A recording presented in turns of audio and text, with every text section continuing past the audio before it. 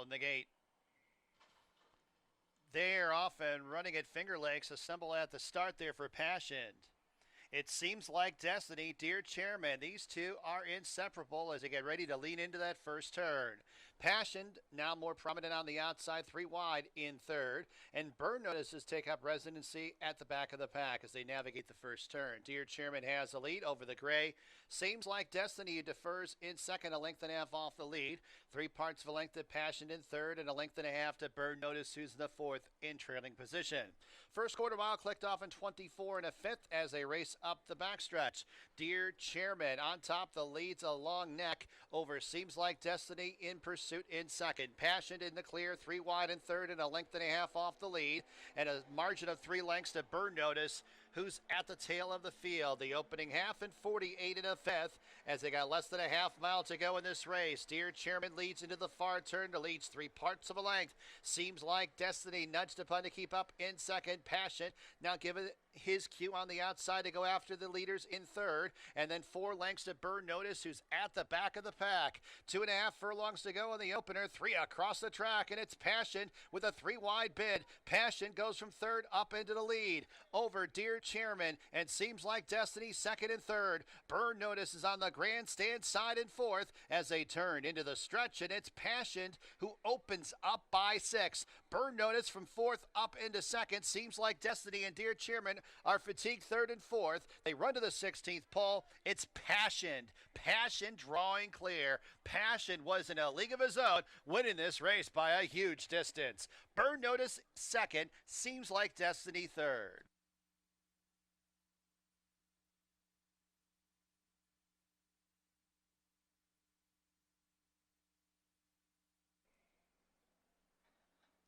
And they're off. Good start. It's Camus who wins the break and jets out for the lead. She's a Freud counters up the inside. Second, Honorable Lily. And latest edition, third and fourth, Diva Banker in between those two in fifth, 4 off the lead. 2 more lengths to Grand Lady Indy and the lime green blinkers to the inside of Mrs. Bell. Those 2 at the back and about 8 lengths off the lead. Entry into the turn, She's a Freud on top by 3 parts of a length over Camus. Diva Banker, latest edition, are 3 and 4 wide respectively and a length and a half off the lead respectively. Honorable Lily's the gray in fifth and 4.5 off the lead. Mrs. Bell's in second last and Grand Lady Indies at the tail of the field as they arrive at the top of the stretch. Camus with another bid. Camus has a slender lead over She's a Freud. Its latest edition on the grandstand side. Diva Banker 1 from the outside. These 4 across the track as they got 1 furlong to go. Camus clings to that lead. Diva Banker, latest edition on the outside. Second and third. She's a Freud's in fourth. 16th to go. Camus continues to fight on the front end. Diva Banker and latest edition on the outside. It's Camus. Camus victorious, defeating latest edition. Trifecta, $28.19. Super, $31 and a nickel. Third race, Finger Lakes, no changes. Exacta, trifecta, superfecta, daily double, pick 3 wager. And they're off. It's Blue Eyed Scout who motors out for the front end. Grand Golden Road up the inside in second. Hazard Pays on the move up into second as Grand Golden Road took a funny step and lost about a length. Now in third, that is Cue the Music. Grand Golden Road recovers now in fourth. A length and a half to the gray. Glory Bound Clara fifth. A space of 3 to Jessica's Race, who's about 3 lengths in front of Tamaki, who's at the back. Hazard Pay leads his group into the turn, 3 furlongs from the winning line. Cue the Music chases in second. Glory Bound Clara to the outside. Blue Eyed Scout third and fourth. 2 more lengths to Grand Golden Road in fifth, who's about 2.5 in front of Jessica's Race, and 5 lengths to Tamaki, who trails the field. The top 4 within a length of each other as they reach the top of the stretch. Cue the Music. Blue Eyed Scout gets through towards the inside. Blue Eyed Scout has the lead as it's Glory Bound Clara, the gray on the outside, who's a serious threat. And Glory Bound Clara and Blue Eyed Scout showdown with a 16th to go. And it's Glory Bound Clara gets the upper hand. Glory Bound Clara, Blue Eyed Scout. Glory Bound Clara wins over Blue Eyed Scout. Jessica's Race got in a photo with Q.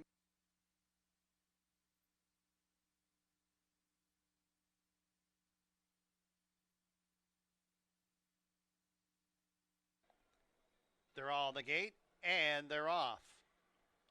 Good start for Ola Sabo from an inside post, going out for the front end. Allure of Money's on the outside. October Bliss emerges in third, now up into a joint second.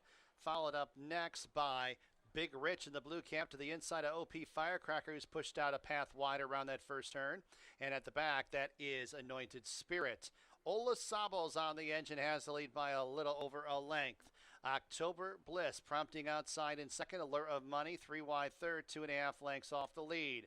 Big Rich, OP Firecracker in the 4 and 5 path respectively, and 3 lengths to Anointed Spirit, letting the early pace develop at the back of the pack. First quarter, 24 and 2/5. Ola Sabo has the lead by a half. OP Firecracker with an early move outside second. October Bliss races third. Then it's Allure of Money who's in the fourth spot. Big Rich is in second last and 6.5 lengths off the lead, and a length and a half to Anointed Spirit, who trails. The half was in 48 and 4/5 onto the far turn. Ola Sabo doing it nicely on the front end, has the lead by 3 parts of a length.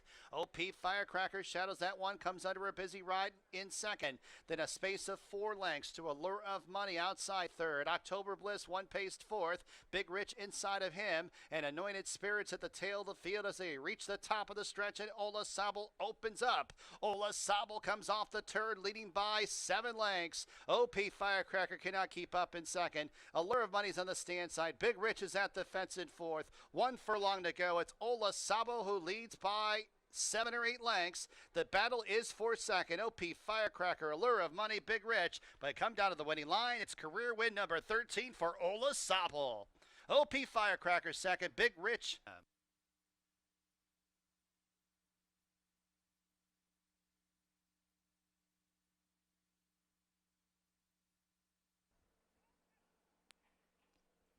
And they're off. Good start. Boiling Point going out for the lead. Hot Rod Hottie's on the outside, gets that early lead. Good Missions towards the inside third, as it's Victoria's Chances outside fourth, now up into third, 2 lengths off the lead. Mobella Dreams about 5.5 lengths off the lead into the inside of Combatant Song. Second last, that's Immigration Law, who's about 4 lengths in front of Honorable Becky, who's at the tail. Entry into the turn, Hot Rod Hottie has the lead by a length and a half. Victoria's Chances outside the nearest pursuer in second. It's Boiling Point towards the inside third, now losing third to Good Mission. Good Mission 3 lengths off the lead, the gray. Fifth place belongs to Combatant Song. Then it's Mobella Dream towards the inside 6. Honorable Becky's in 7th. 3 lengths to Immigration Law. It trails the field as they reach the top of the stretch. Hot Rod Hottie turns him in, has the lead by now 5 lengths as Victoria's Chances cannot keep up. Mobella Dream bursting through in between horses, now up into second. 4 lengths off the lead, Mobella Dream. 16th to go. It's Hot Rod Hottie who leads by 3. Mobella Dream closing in, but too little, too late. Hot Rod Hottie prevails over Mobella Dream. Then it was Good Mission from Finger Lakes. Scratch number 2, 8 Sunset Drive. Exacta, trifecta, superfecta, daily double, pick 3 wagering, post time race 6 in about 21 minutes. They're all on the gate. And they're off. It's Rev Parker who goes out for the lead. Support the Cat.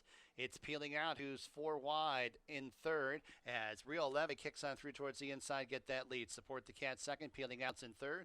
Just a Guy behind horses in fourth, 2 lengths off the lead.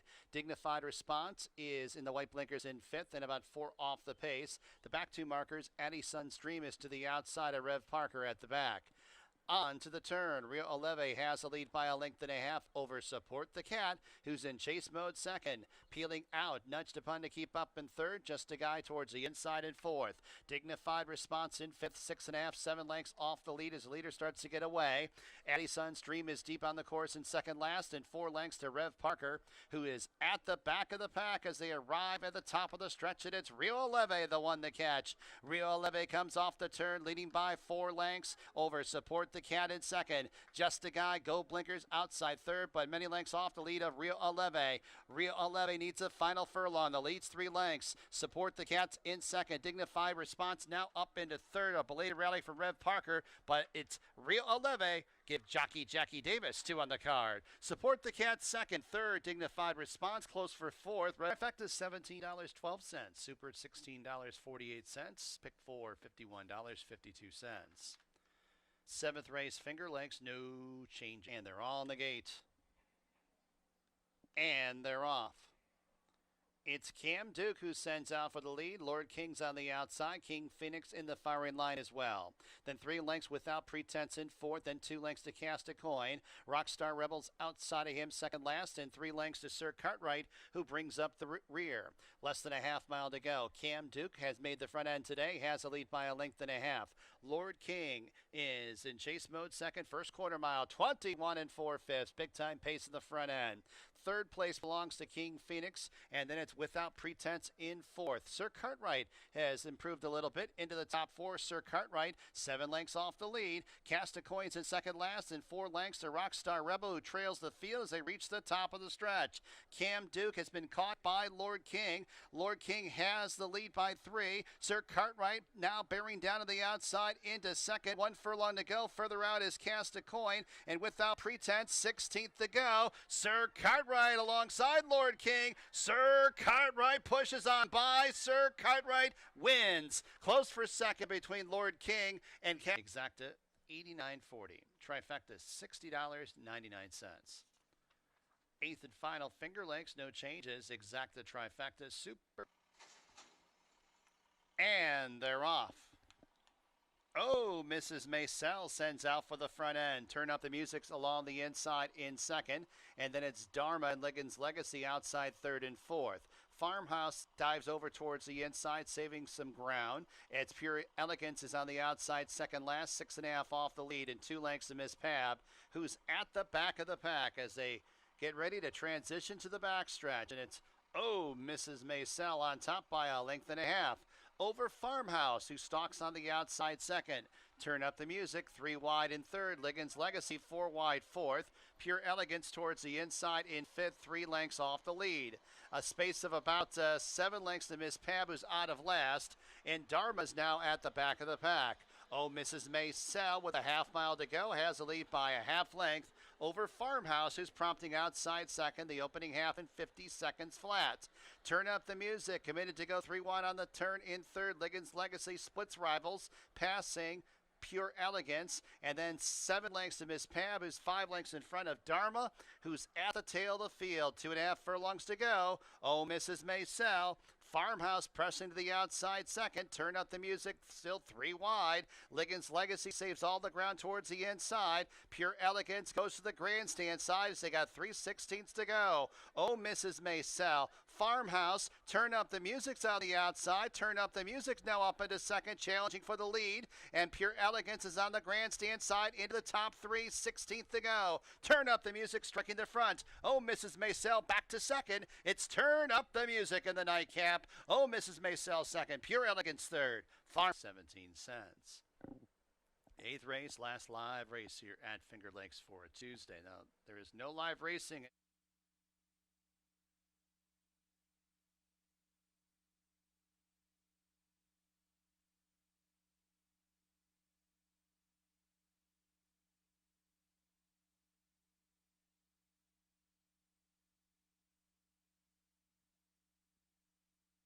Ladies and gentlemen, our national anthem.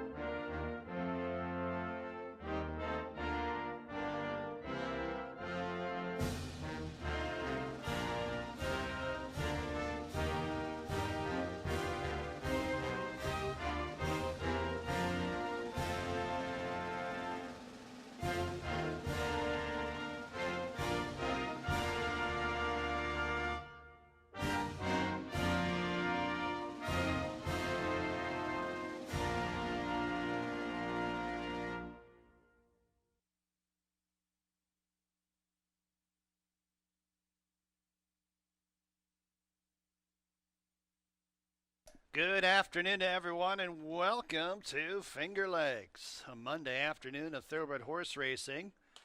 8 races are scheduled. Track at Finger Lakes right now being called Good. Got about 53 minutes to race number 1. My name is Bill Downs, track announcer here at Finger Lakes. I got the scratches and changes for today's card. In the first race,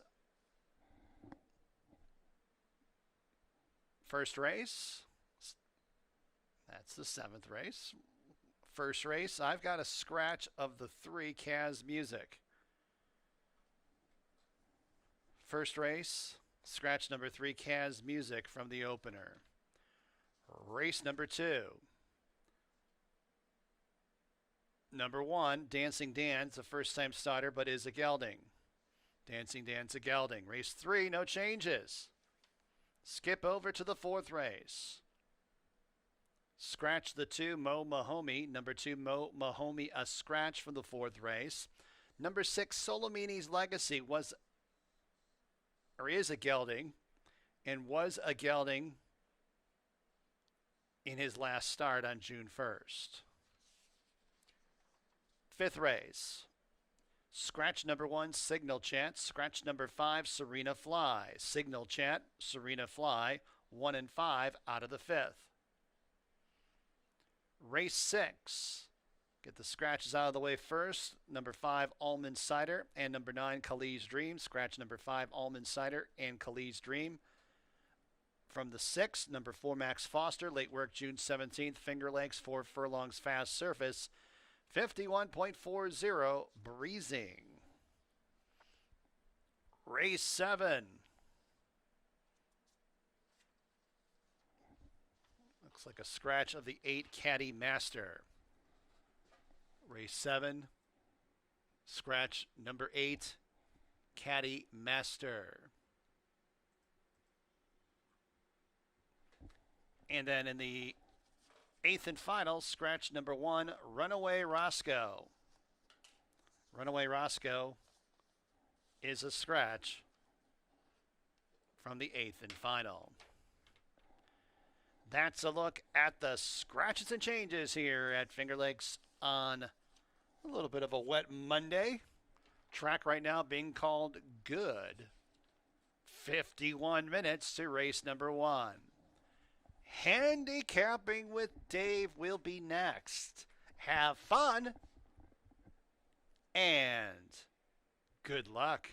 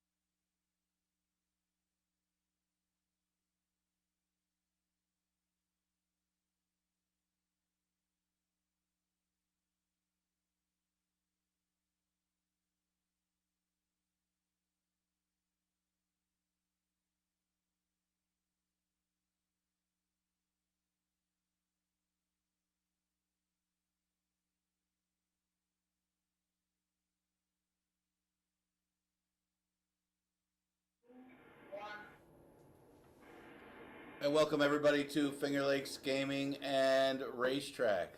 Been a run of some nice weather over the last few days, but today a little bit wet.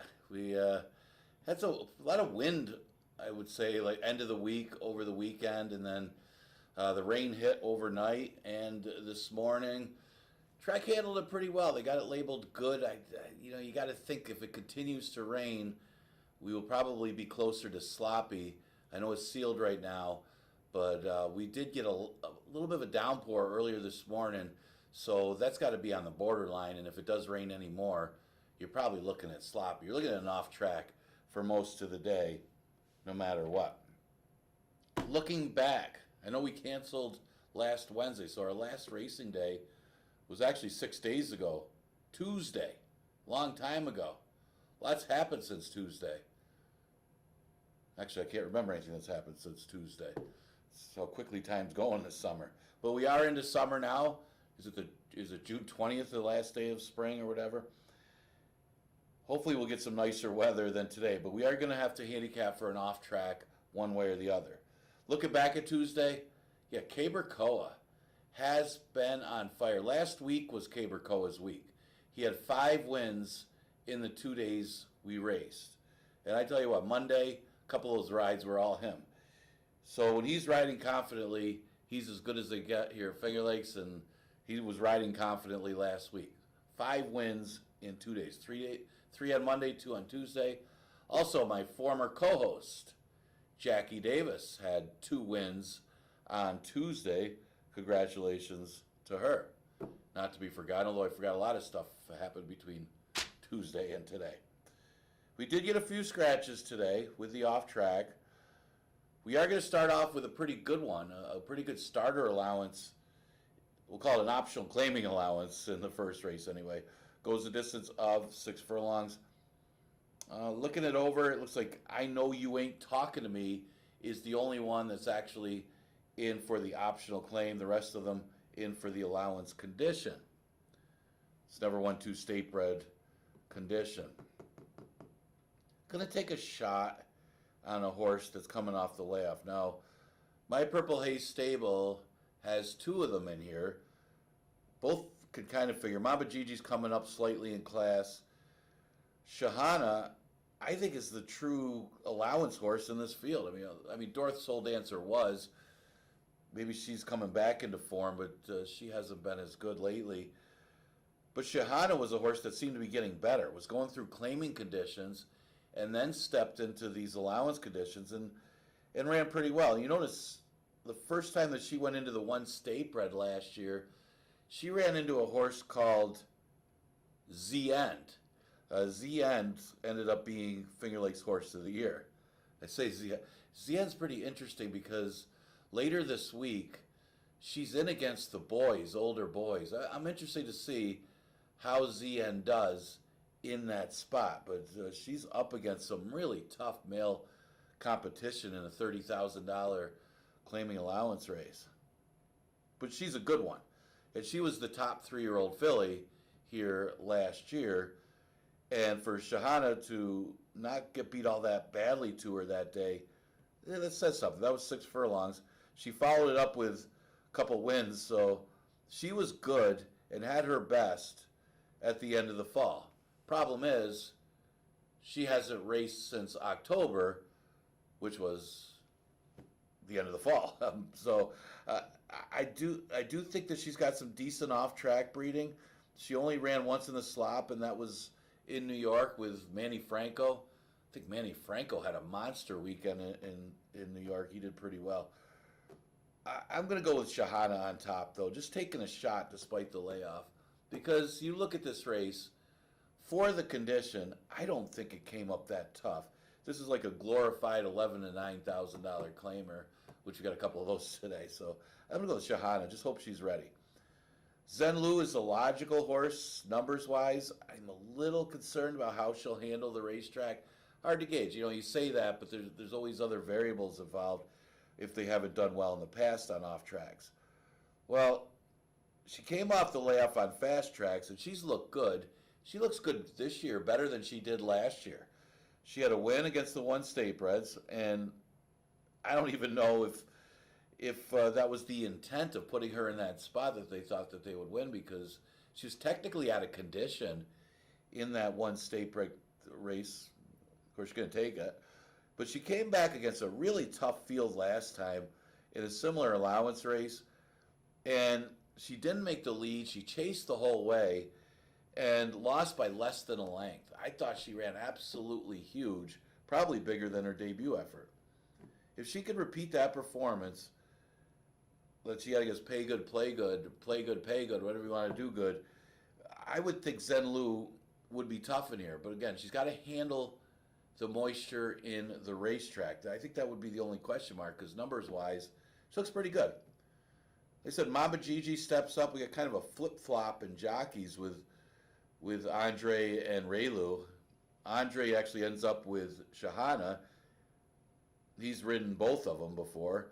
Of course, Raylu rode Mama Gigi last time, but Andre had been riding her before, so we got kind of a flip-flop there. But Raylu won with this horse. I don't think she's got the same kind of speed that she had last time. It seems like she's getting out there and kind of playing chaser, presser, instead of shooting out there to the lead with her good speed. And there's other speed outside of her, so if she can hold the rail and get the lead and hold the rail and inside speed's pretty good, she's definitely dangerous in here. Maybe she's taking some time to come around this year. She didn't have the kind of work she had going into last year. But she hasn't looked as good. Numbers-wise, she hasn't looked as good as she did last year. I'm going to use her third. I'll go with a 4-5-1 in race number 1, hoping this one's ready off the layoff. Second race, an 11-9 maiden claimer. This one goes 5.5. And the real interesting thing about how this race came up compared to the 8th, I think it's the 8th race today. The 8th race is a $5,000 claimer, basically the same level, same horses. But I actually think that this second race for an 11-9 maiden claimer came up weaker at 5.5 than the 6 furlong edition of $5,000 maiden claimers in race number 8. Sometimes it happens that way, where you can't always just handicap these programs and look at class levels. And here's a perfect example where the 11-9 is actually easier than the 5,000. The ones that just preferred this distance probably weren't as fast a horses, maybe. I don't know. But I have a feeling that the other race might go quicker. I don't know, unless one of these horses improve. And it just shows. The horse I'm picking is a logical horse because his last race wins it. And he was in a $5,000 maiden and didn't win. So that last race wins an 11-9. That makes you scratch your head, doesn't it? But it does. And so he's only making his second start of the year, talking about Enmolo. But all he has to do is run the first start where he was in position. He didn't go forward. He didn't go back. He chased the winner home and just got nipped at the wire for second. Going to be tough. But they are going to take the blinkers off after trying him with blinkers last time. Maybe that was part of the concern why he wouldn't pass horses. We'll see. Yeah, I mean, you got drop down in honor for Mandan, but he's not really a drop down because he ran for 5,000 his previous 2 starts. He's more of a step up and actually ran a pretty good mile. But I'd split him up with Not My Type, but you got to forgive the last effort for Not My Type if you're backing him. I mean, maybe that's why he decided to go into the 5.5 furlong race, because the 5.5 was 11-9, the 6 furlong was 5. Do you want to go against the 5s or do you want to go in against 5.5? But as it turns out, the ones that went in for 5.5 got the easier race. Go figure. Well, his first start of the year wasn't bad. He didn't miss by much, but his last race was absolutely horrible. Cruising Cat got loose. Everybody was chasing, and everybody that chased faded. You'll see a bunch of them coming out of that race in the later race, coming out of that Cruising Cat race for Linda Dixon that just dominated the field, and everybody got tired of chasing, and so did Not My Type. So it's not really a step up, in other words. I mean, he was in for the waiver claim. He goes in for 11-9, but obviously it came up easier than the 5. He's not in any danger of getting claims, even if he ran for 5, so he's just looking for the distance, I think, and I'm going to use him second. I will use honor for Mandan, drop him back to 5,000 for third. You look at the previous race that he ran when he did run for 5, going 5.5. There was a loose lead drop-down winner, and that was Hoyty Maroney for Asaf Ronan, who just was loose on the lead after dropping from a special weight. So no shame there, especially with the margin of defeat. Hoyt Maroney won pretty by open length, so it was pretty easy win. And like I said, he did not run badly at all against the mile maiden special weights going a mile last time. Didn't embarrass himself. Maybe he improved with blinkers, and that could be big here because this will be the first time sprinting with blinkers, and we'll see if that works out for him. I'm going to go with the 6, 2, and 4 in race number 2. Okay, sticking with maidens. This one we're going to go a mile, and this for fillies and mares, and this race came up awfully tough. So it looks like, who was the horse I was talking about? Honor for Mandan made a good choice, dropping back to a sprint for 11 and 9 and staying in the mile maiden special weight. Night and day out how much tougher this race is than the sprint for 11 and 9. I am going to lean towards Slice Away. Now, did finish off the board on a sloppy track last time, but the breeding for off tracks isn't bad. Yeah, he's been running primarily on the turf, so the turf numbers are usually higher than the dirt numbers, but she's competitive in New York. Remember, those are not restricted for New York breds. Those are 25 and 35,000 maiden claimers on the turf, and those are relatively tough races. And this one hit the board 2 races in a row. Well, she did catch a sloppy track at Gulfstream last time that she ran in May. She was off a little bit of a layoff. So she didn't beat a horse. So that's why she's a little bit of a tough read. It's a little bit of one that you can't be too excited about her either. But I think she's a little bit better than these. And like I said, I don't think it was the off track that beat her last time. Maybe it was the competition. I mean, that's a tough maiden special weight race that she comes out of at Gulfstream Park. So I'm just going to finish up race number 3 here. I got the 4 on top. Enterprisingly, I got for second. She hasn't shown anything in 2 starts, but she's well bred, and she did make up some ground in her debut. That was probably her better of the 2 races. She did show some run. This is the second foal of that dam. Remember that dam? Actually, the first foal out of that dam sold for $130,000, and actually was 1 for 1 in the slop. Twirly was the horse's name. So I'm going to use her second. For third, Saratoga Sunset, logical horse in here. She comes out of a very good race.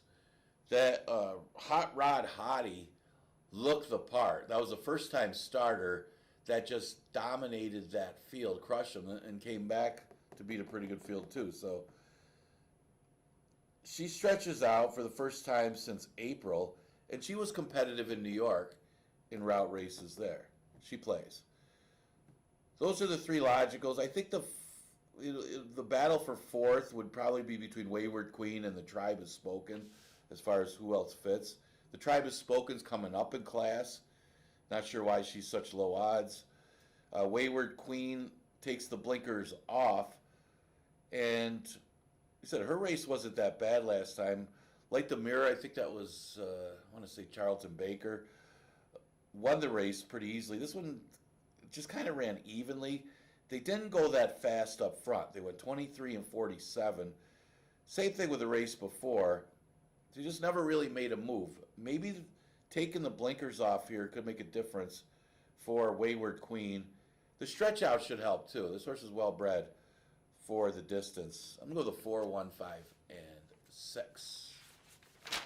4th race. We will start the late pick 5. Scratch horse that I had in the top 3, the 2, Mo Mahomey. Yeah, here's another one I took a shot. I mean, I like both of these Clement horses. The other one's off of a very long layoff. This one, not so much. What is this one? May of 2026, so we're looking at end of June here. 5-6 weeks off. But if you watch the last race, it does say he broke steps. Yeah, she did. He was compromised by the break, and you watch him. He's hustled the whole way, making a big middle move, chasing after the rest of them, and with the short distance, Just never really got to him.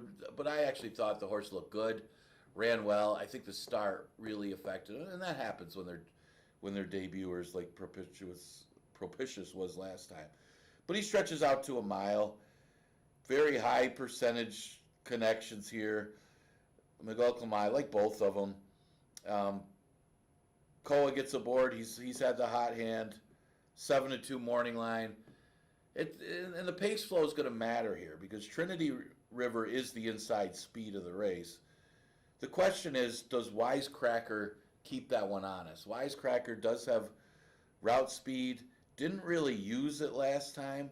Ended up getting caught in a chase and ended up fading. They went quick, 143. But you know Wisecracker's got some speed if he wants to use it. If he doesn't, Trinity River may have things pretty easy out there because there just doesn't look like there's much for early speed, and it might force the hand of Propitious to move kind of early. But that's the key. I mean, Trinity River's the morning line favorite, big morning line favorite, but he's going long off of a long layoff since November. But again, if he's able to get out there, get an easy lead, they may not catch him. Almez is the other Ferraro trainee, same barn. Koa opts to ride Propitious. Sophia Vives picks up the mount, and she'll be riding a bunch of them for Michael S. Ferraro. You don't lose anything. He's probably the best rider here. But this one will stretch out for the first time since his 2-year-old season. And the 2-mile races he ran, at least one of them, the first time he stretched out, was really good. He only lost a couple of lengths to Chrysler, who runs later today, going that distance. So he's the other one. I'm going to go with 7, 1, and 4 in race number 4. All right, let's look at the 5th because we're going to start the late pick 4. Scratch 1, Signal Chat, and the 5, Serena Fly. Now this one is a little bit more of a reach for the 2 Clement horses, but I haven't got a rider change yet. Cesar Gonzalez is listed to ride this horse. Very, very well bred. He's just been off a long time since February of last year. But, you got the B jersey with the dam. There's a couple foals to this one. Topsy and Beeline were both stakes winners. They're foals to this one. So this one has some good breeding and some talent. And you see a couple good work sprinkled in there. It comes out of a fast race. I mean, they went, 118? And this one ran second against the 3-year-old maidens when last seen. Keep in mind, that's her debut, so she could run well fresh. That debut is good enough to beat this field. That debut is good enough to beat this field by 4 or 5 lengths. Let's say that. If she can remember that debut, she can win here. A lot of ifs, though. Like I said, it's a little bit of a reach because of the layoff. I don't think she's going to be 5-1. She is going to be one of the horses that they bet in here, just based on the fact that she ran the best race of anybody in this field. Problem is, it was a long, long time ago. Can't remember what I was doing last February. Can't remember anything these days. Okay, the 4-horse, high end. Talk about well-bred. Sourced by McLean's Music. Seeing them do very well, both here in New York and everywhere. I have a dam by Tisdale. First time on the dirt for high end. That's the question mark. But I think the one positive about that is, you see the turf to dirt. Sometimes they don't like the dirt, but they'll like the off dirt if coming off the turf. And she has a huge number for off track. Her Tomlinson is a 434 for the off going. So she should enjoy the off track. So the surface switch, not a problem for me because it's wet. I would probably tend to shy away from this horse if we were going to get a fast racetrack. But because of the off track breeding, I would definitely have to use this horse. Well, the one you got to be careful of as far as betting on top would be Banking Silver. Become a little bit of a money burner. A couple of them say. I think the other one's scratched. Kaylee's Dream was the other money burner. Had lost a few times in a row as the favorite. But this one's got 3 straight seconds as the favorite. I mean, it's not a glass half empty, glass half full situation because I think she's just running against some tough horses. I mean, Hot Rod Hottie turned out to be a pretty good first-time starter that beat her in the slop. Yes, she got bet because nobody really knew how good Hot Rod Hottie was, and she turned out to be really good. So you kind of forgive her for that effort. At her last race, she did have kind of a poor start, and it may have cost her, and she didn't get beat all that badly. So you can make excuses for her. But one thing you look at, and I know a lot of the old school players around here will tell you this, that if the horse loses as a post-time favorite a few times in a row, and you think she's going to be one of the favorites the next time, you usually try to beat her. I mean, that's just logic. But I think this horse is a strong player here, although I do think this race came up a little bit tougher. Rocksteady Babe is another one to consider. She's the favorite morning line. Yeah, I wouldn't have made her the favorite, but she has faced some tough state-bred maidens in New York. They tried her in a stakes race, not sure why. She had to run without Lasix, and she was way over her head. Well, a wasted trip, but she tried the turf. Looks like they were getting desperate to. But her best race was actually here. They probably should have sent her here in the first place. She was a favorite last time, and I didn't think that field came up that strong. But she did run a good second. It's not like she ran poorly. So she goes back in the main special weight. I do think this race came up a little bit tougher, but she definitely plays if she can repeat that last effort, going a little further, 6 furlongs after a decent effort going 5.5. So you can make a case for any of these four. I just thought Tremendous B has the best race on her paper. It's just a matter of the layoff and her bringing it here. Maybe she will. Okay, speaking of Callie's Dream, she's scratched out of here. Maybe it'll save whoever's name is Callie out there that keeps betting on her. Scratch the 5 Almond Cider. Now, when you first look at this race, first thing you think is, yeah, Almondro's going to be tough at 5,000. I mean, he likes an off track. He's good speed. He's always competitive for 11-9. He should win for 5,000. And should. But the problem is the presence of Father Walsh and Max Foster in this race. He's going to have some other speed to deal with. And you notice his last race, he wasn't able to make the lead, and he didn't really make up any ground. Now, the Almondro in the past didn't need the lead. He could sit up close as long as he could see everything and not get that dirt in his face or get behind horses, and he'd be fine. Well, that didn't happen last time. Well, he's going to have to be out there, and maybe Father Walsh isn't as fast as he was in the past, that Almondro might at least be able to be on the front line here. And he's okay going 6 furlongs. He's got 3 wins. I just thought because he's going to be softened up, depending on how this track plays, Mayhem in the Palace could be the one to pick him up. Now, he just ran his race. It wasn't anything that impressive last time, but he did pick up some ground as the race collapsed. Now, and that's the negative, is the race did fall apart. America's Justice set the way, got pressed, and they came back looking super. Was a closer that won the race, and he just closed. He was no threat to Look at Super. He just closed by the rest of them, including America's Justice, who got tired late. But I do think this race sets up even more. I know that race fell apart, but I'd expect this race to come back a little bit too. That maybe Mayhem at the Palace at 5-1. Not sure if you're going to get that, but that would be a minor upset if this one were to win. Almondro, logical horse. You got to use them if you're playing pick 4s, pick 5s. You can't throw them out. If you're playing tries, you can't throw them out. And usually you can use this horse in the first or second hole. You look at the overall record, 11 wins, 13 seconds. Not only does he win, when he doesn't win, he still hangs in there pretty well. That's a good sign for Almondro. I will use the other horse that I expect to run okay on an off track for third. I know Father Walsh doesn't mind it either, but how about G Munning? Now, G Munning, maybe he wants to be further outside. I know couple of his better races in the past, he's had outside posts. Now he's won on the inside and run well on the inside before too. Just seems like he's hanging a little bit the last couple starts. Now it could be just Fiery Heart's a better horse, and Fiery Heart might have just beat him in the slop because Fiery Heart's a better horse, and that's probably the case.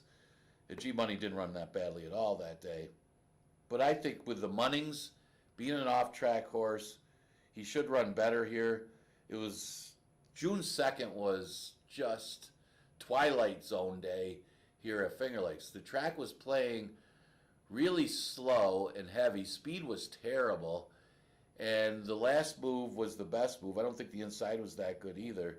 So in a way, G Money being close was kind of against it because finalists who ended up winning the race came from out of it. Every horse that won that day, with the exception of Sutton Breeze, came from out of it. I think G Money is worth a horse to use underneath, at least in tries and supers. I will throw America's Justice in for fourth. It's his second start, so he should be sharper than the first start. He did get it a good number. The problem is he's not going to get the lead like that this time. He's going to have to deal with other speed and have to go faster. He's not going to get a 23 and change quarter if he wants the lead.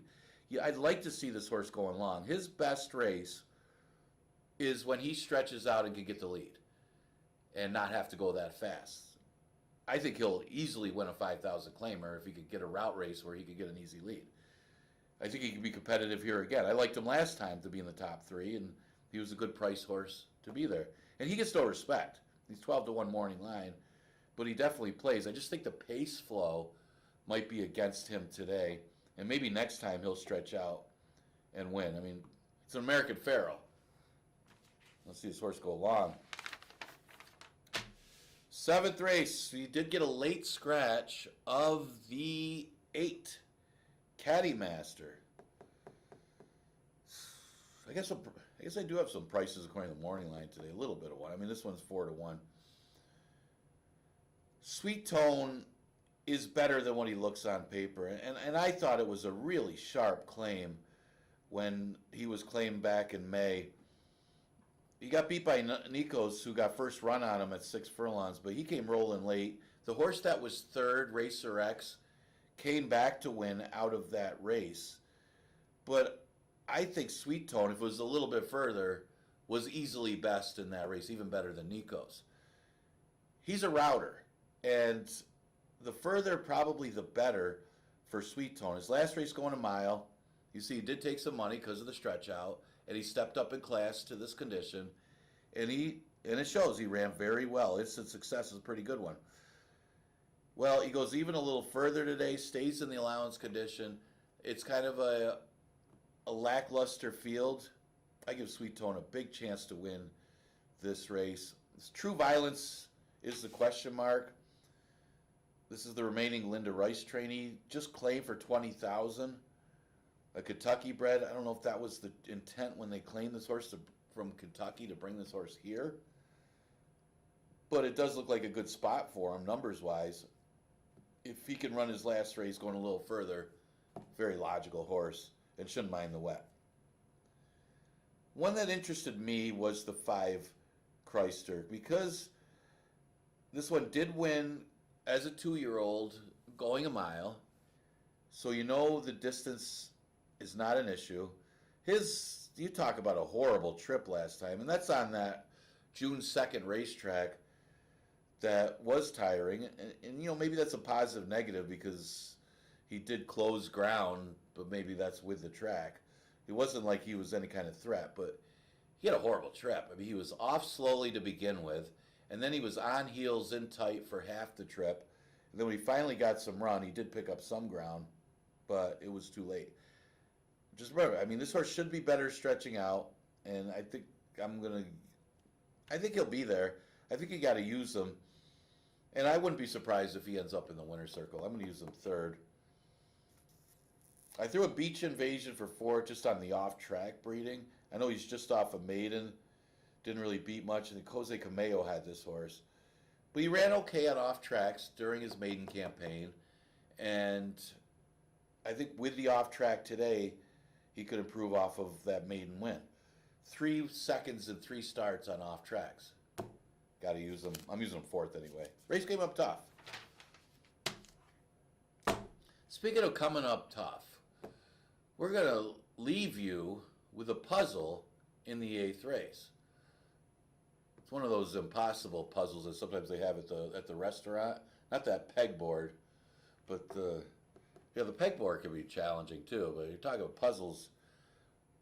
I can't sit and finish a puzzle during the day. I don't have the attention span. But this is quite the puzzle.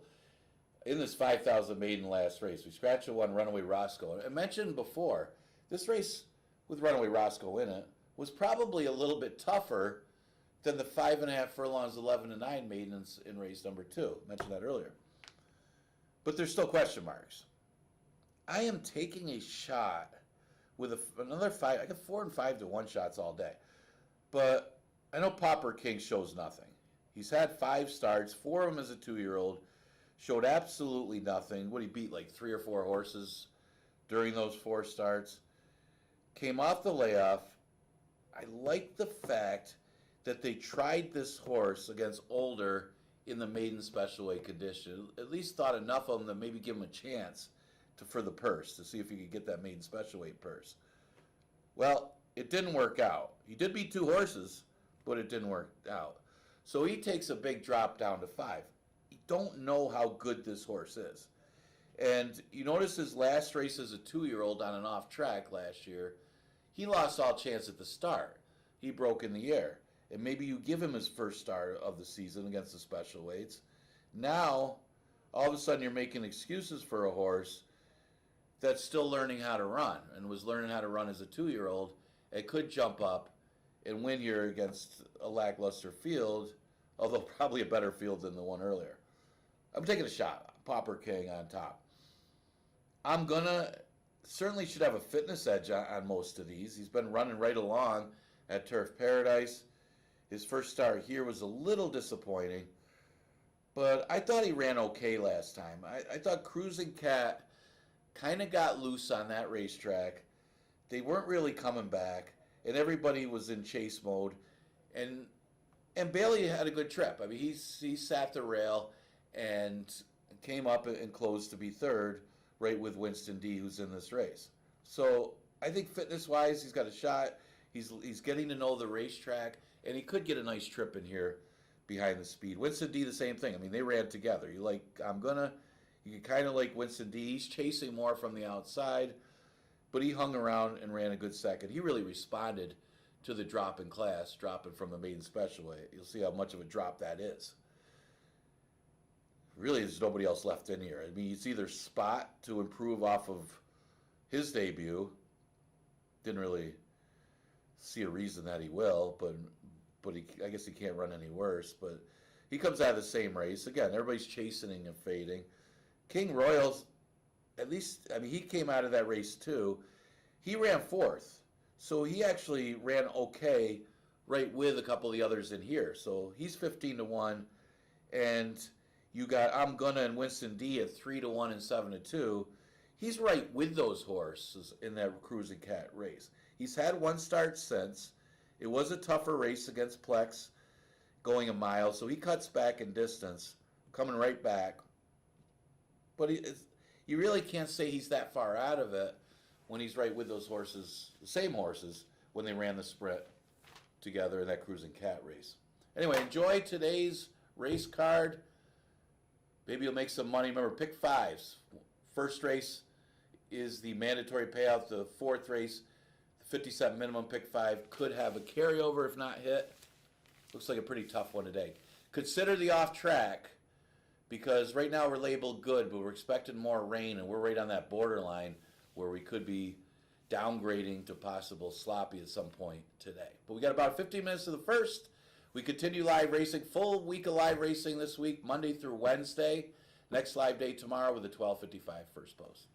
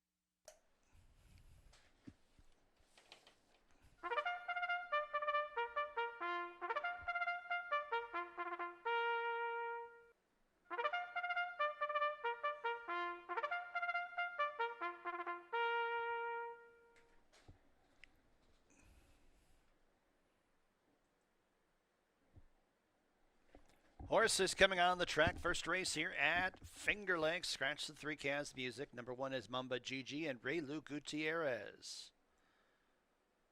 Number 2, Dorth's Soul Dancer, Luis Perez. Number 4, Shahana and Andre Worry.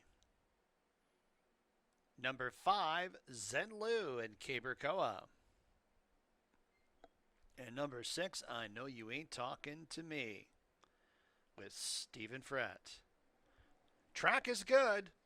First race in approximately 2 minutes or so.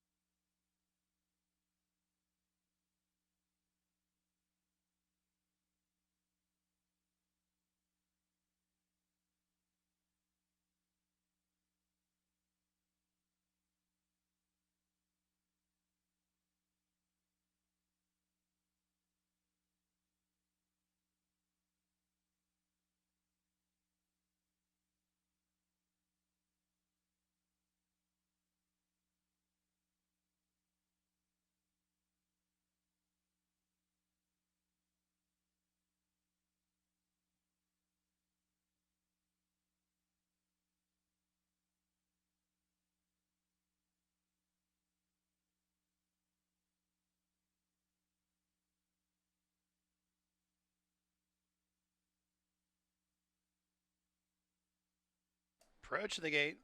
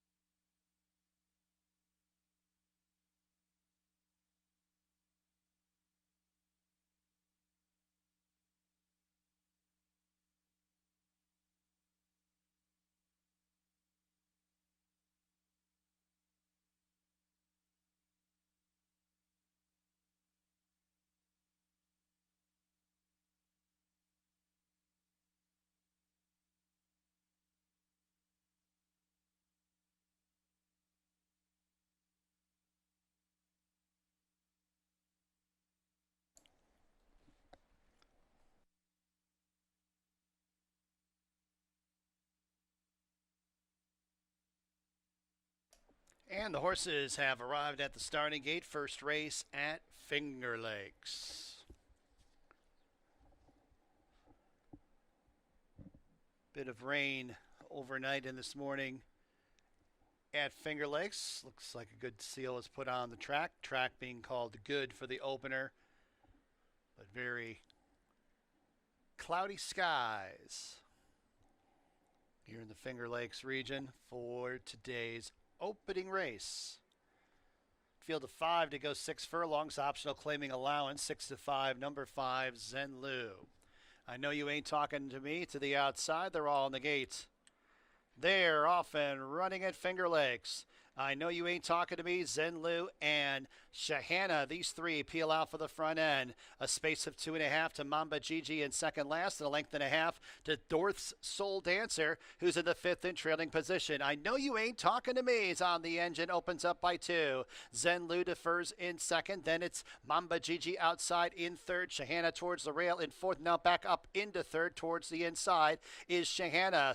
And then at the back, Dorth's Soul Dancer about 6.5 lengths off the lead. First quarter mile, 23 and a fifth. They're on the turn. I know you ain't talking to me has the lead by 2 lengths.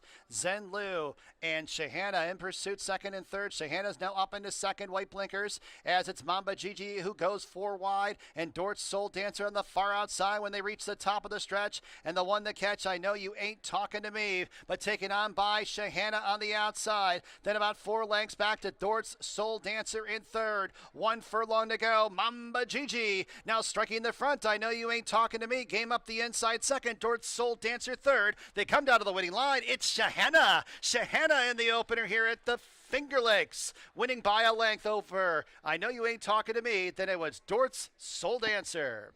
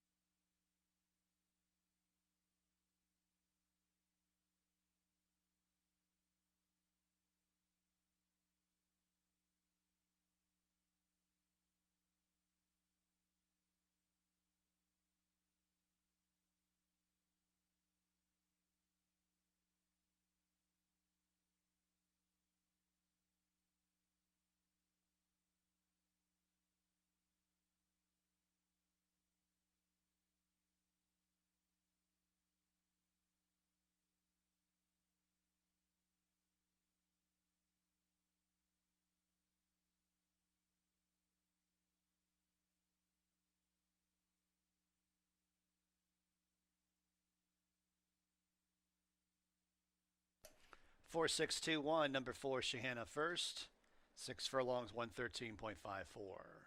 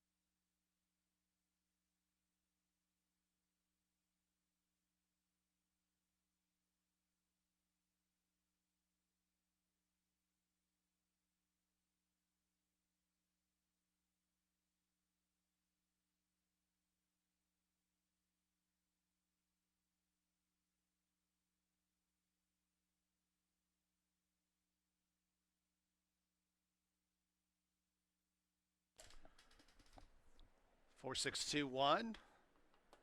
Back to the winner's circle, number 4, Shahanna. New York bred, 5-year-old chestnut mare by Solomini out of Halo Surprise. My Purple Haze Stables owns. Chris Engelhardt trains. Andre Worry, the winning jockey. Andy Beatnell, bred Shahanna, $7.72, the winning mutual. Exactive, a healthy $47.82. Trifecta, $37.35. Super, $15.76. Second race, Finger Lakes, number 1, Dancing Dance, a first-time starter, but is a gelding. Exacta, trifecta, superfecta, daily double, pick 3 wagering. Post time, race 2 in about 21 minutes at 1:25 p.m.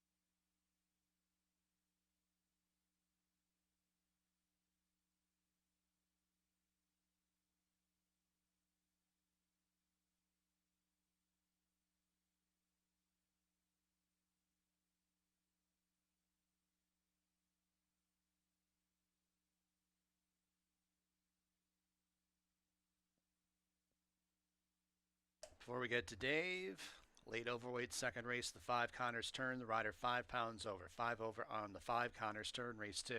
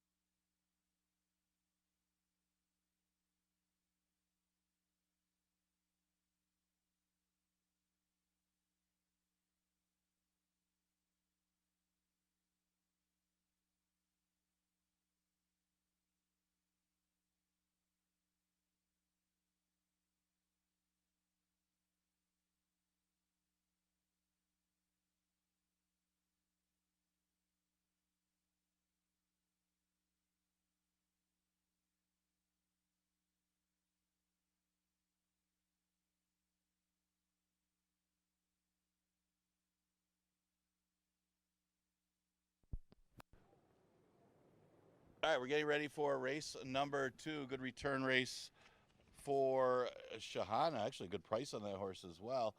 Andre Worry for trainer Chris Engelhardt. Chris Engelhardt, of course, leading the way right now as top trainer. Second race, at 11-9 maiden claimer, going 5.5 furlongs. And it's really a glorified $5,000 race. It's probably easier than the $5,000 maiden race later. Just turned out that way. Look at some of the main contenders, and you kind of look at it like that as more 5,000. Anmolo ran third for 5,000. It was a decent effort. The number is good enough to beat the rest of these as long as he can handle the off track. He should be awfully tough. He tries taking the blinkers off, see if he can improve off of that performance. You got Not My Type, the 2-horse. Actually was bet down to be the favorite off the layoff for 5,000 while in for the waiver claim, and didn't run that badly.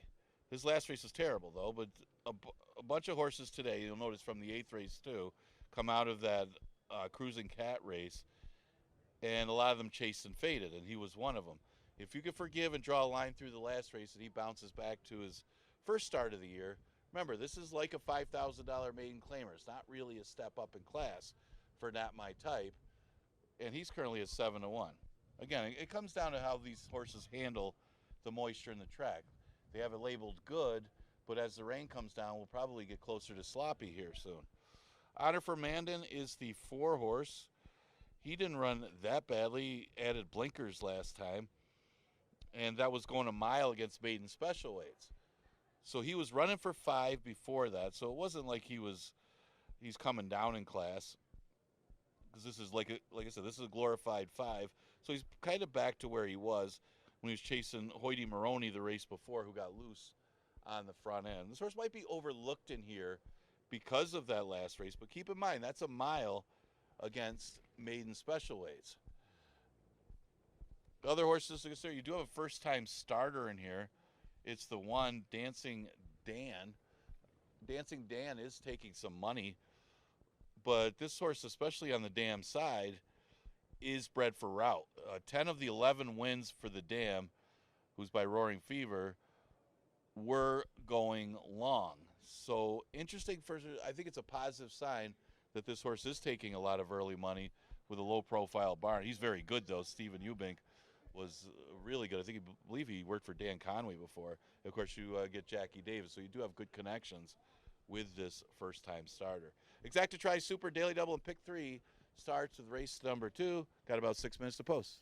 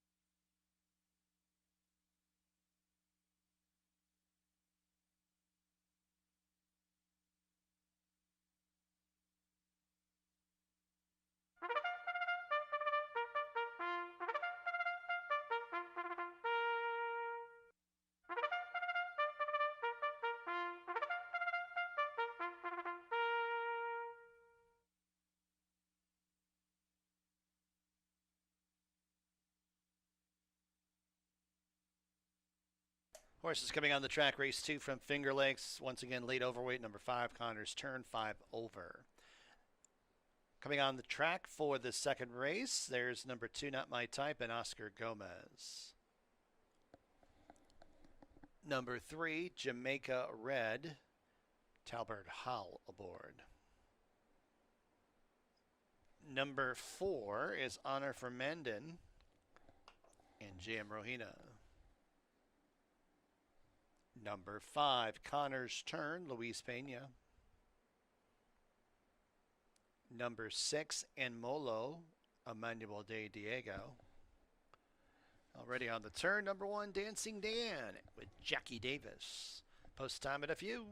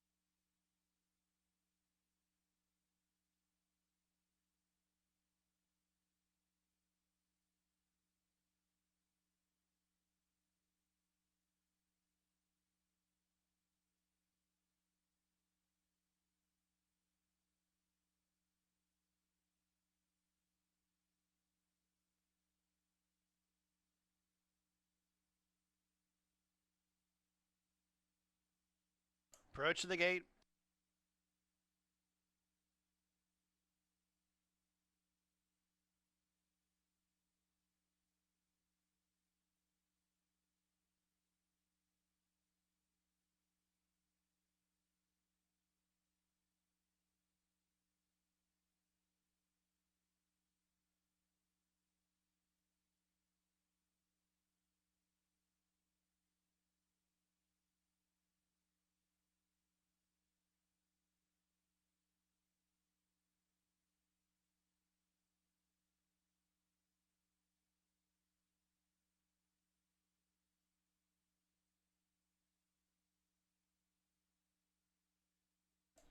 And the horses have arrived at the gate. Race number 2 from Finger Lakes. Field of 6 to go, 5.5 maiden claimers, 9 to 5, number 6 and Molo.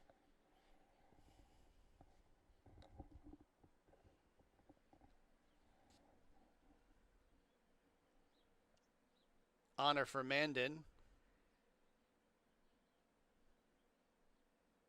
Connor's Turn and Molo to the outside. 8 to 5 and Molo. And they're all in the gate.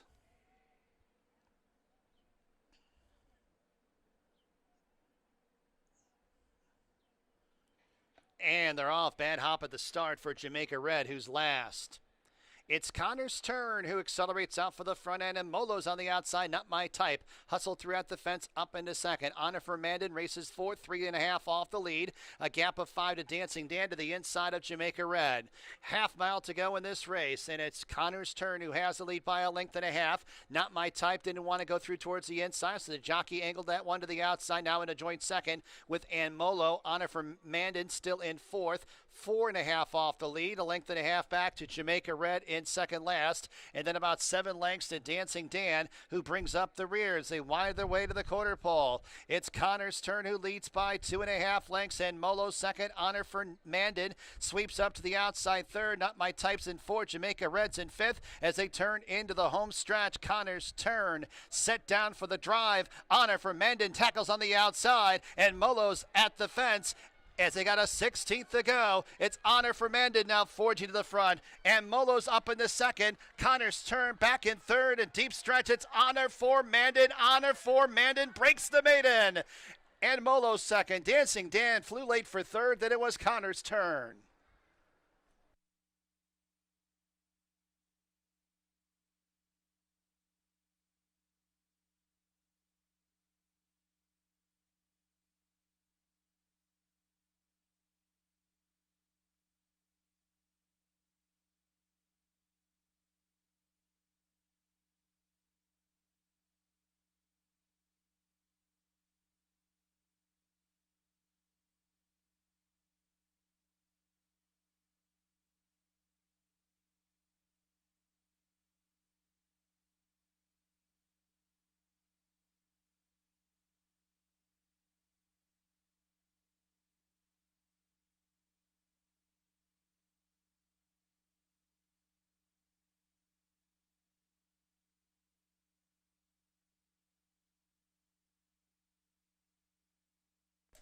Four, 6, 1, and a photo for fourth. Number 4, Honor for Mandan first.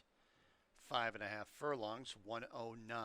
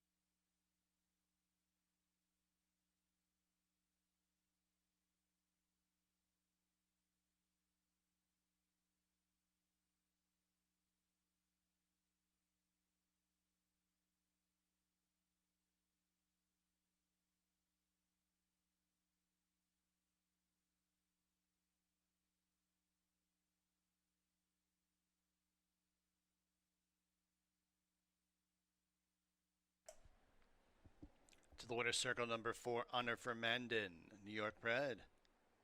4-year-old big gelding by Jovia out of It's a Shaw Thing. I think Elizabeth Acree, the owner.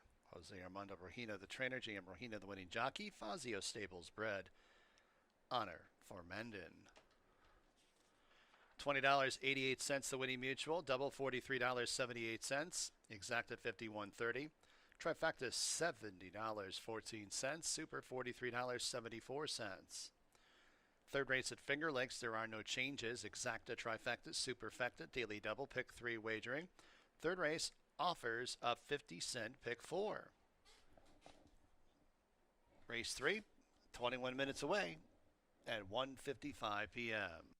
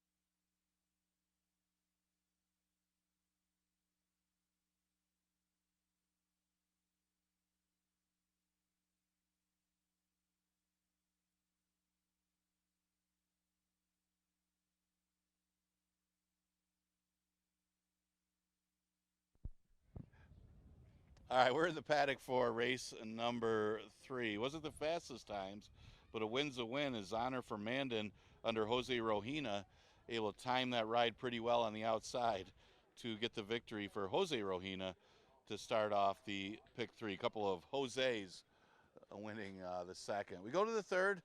A lot tougher race here, going a mile maiden event. We start the pick 3 and pick 4. Certainly adds to having a sloppy racetrack, a wet track, and a good quality field. But there are some question marks with these horses going a mile. You see the early money on the 4, Slice Away, for the legendary Nick Zito, who is here saddling the horse. This one did run in a maiden special weight last time in the slop. Didn't fare too well, but that's a much tougher maiden special weight at Gulfstream than the horses he'll face here in these maidens going a mile. So you can forgive the last effort. It is tougher. This should find this spot a little bit easier. I would make him the slight favorite, but he's getting a lot of early play right now at 1-4. The one horse is Enterprisingly. He's kind of a tricky read. He's only had 2 starts. Last one was against older horses at Saratoga against their state bred special weights. Very well bred. This is the second foal of that dam. The first foal sold for $30,000 twirly, and actually was pretty good on an off track. I expect this one to be okay with the off going. Again, he did show a little bit on the turf in his debut, made up some ground in that race and didn't really show anything last time, but should appreciate a little easier competition in this spot. The 5 is Saratoga Sunset, who comes out of a race won by Hot Rod Hottie, who's turning out to be a pretty good one. Everybody was in chase and fade mode in that race, including Banky Silver and Blucetta, who also we'll see today.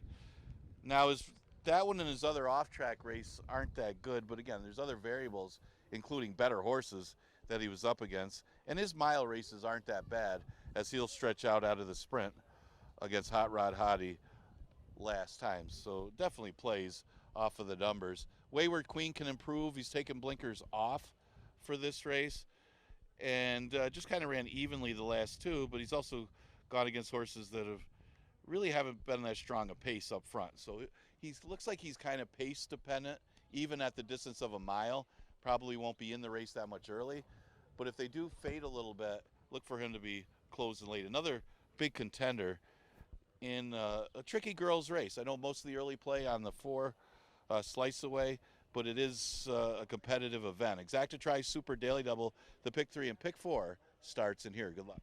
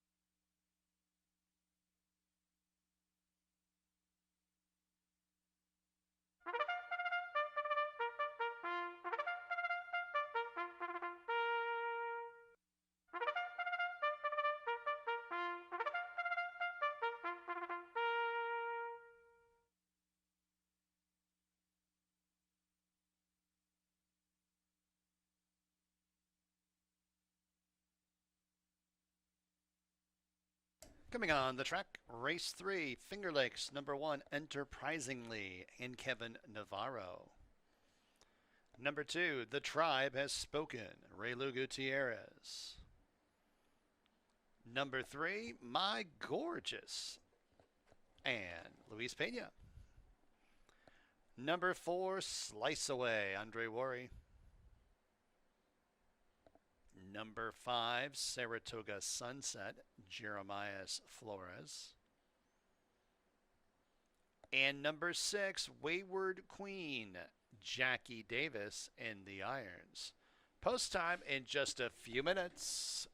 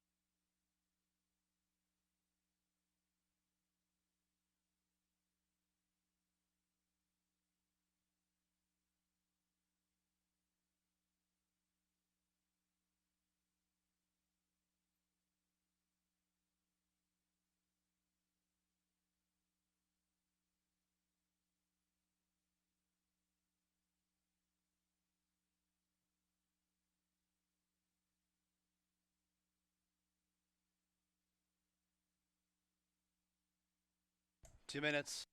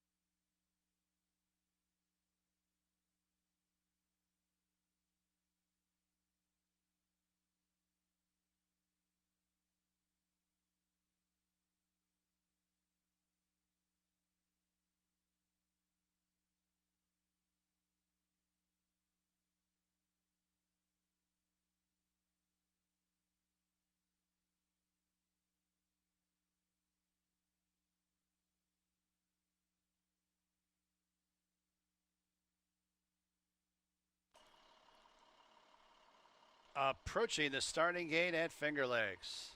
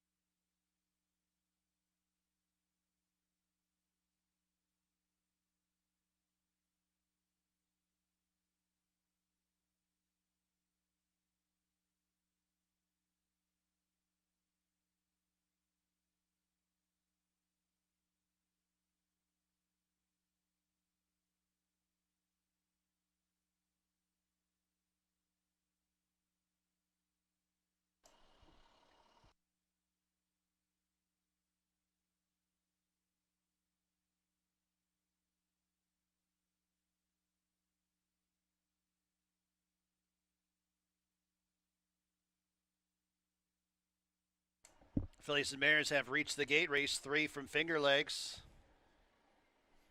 Field of 6 to go a mile. Fillies and Mares maidens. My Gorgeous going up. Slice Away. Saratoga Sunset and Wayward Queen.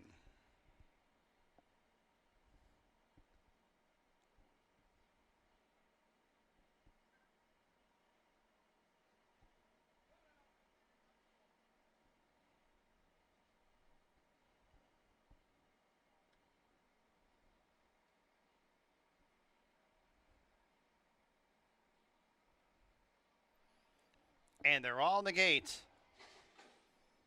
And they're off. It's Saratoga Sunset, 4 wide, setting out for the lead. Enterprisingly and My Gorgeous also want the top spot. Those 3 will vie for early supremacy as it's Slice Away races in 4th. The Tribe has spoken, a length and a half behind her in 5th, and a similar margin to Wayward Queen, who's deep on the course at the tail of the field. As they navigate the first turn and transition to the backstretch, it's My Gorgeous on top by about a length over Saratoga Sunset, and No Hurry outside in 2nd. Enterprisingly is on the extreme outside up the backstretch in 3rd. Then in 4th, that is Slice Away. A length and a half to the Tribe has spoken in 2nd last, and a half length to Wayward Queen, who draws closer at the back of the pack and about 6.5 lengths off the lead. They race up the backstretch. My Gorgeous on top. The lead's down to a long neck over Saratoga Sunset, who's outside in 2nd. Enterprisingly gets closer in 3rd, a length off the lead. And then in 4th, that's Slice Away. The Tribe has spoken towards the inside, 2nd last, 3.5 off the lead, and a neck back to Wayward Queen, who's at the back of the pack. Still a few chances here, 2.5 furlongs to go. Saratoga Sunset and Enterprisingly. These 2 square off with a 1/4 mile left to travel. It's Slice Away is on the outside in 3rd, as it's Wayward Queen on the stand side in 4th as they turn into the home stretch. Enterprisingly trying to take it to Saratoga Sunset. Saratoga Sunset is game along the inside and will attempt to repel Enterprisingly with a 16th to go. A few more lengths back to Slice Away in 3rd. In deep stretch, Saratoga Sunset and Enterprisingly. It's Saratoga Sunset who wins that battle. 3rd place was Slice Away. 4th, Wayward Queen.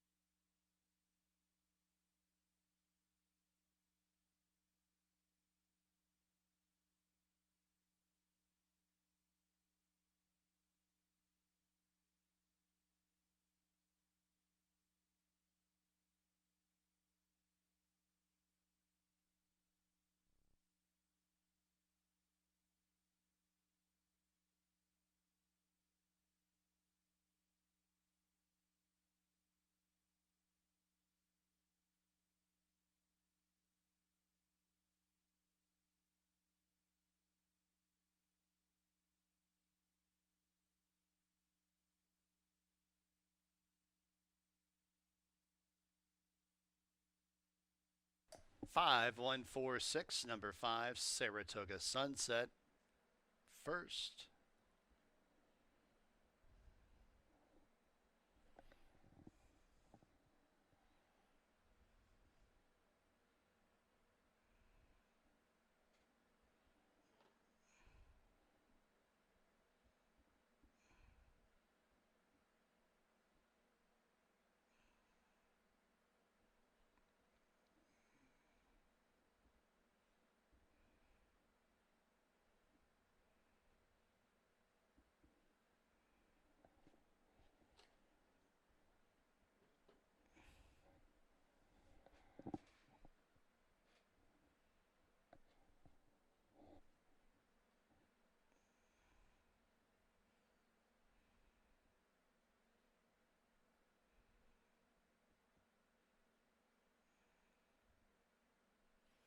It's official, third race.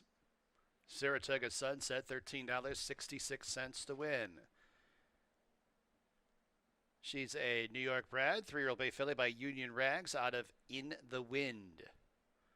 Transfiguration Stable owns Paul Barrow, trains Jeremiah Flores, the winning jockey. Constance Wicks and Amy Rabinal DVM bred Saratoga Sunset. Double $193.72, exacta $27.68. Trifecta $18.60, dime super $6.99. Onward to race 4, scratch number 2, Mo Mahomey. Number 6, Solomini's Legacy is a gelding, and he was a gelding before his last start. Post time, race number 4 in about 21 minutes at 2:26 p.m.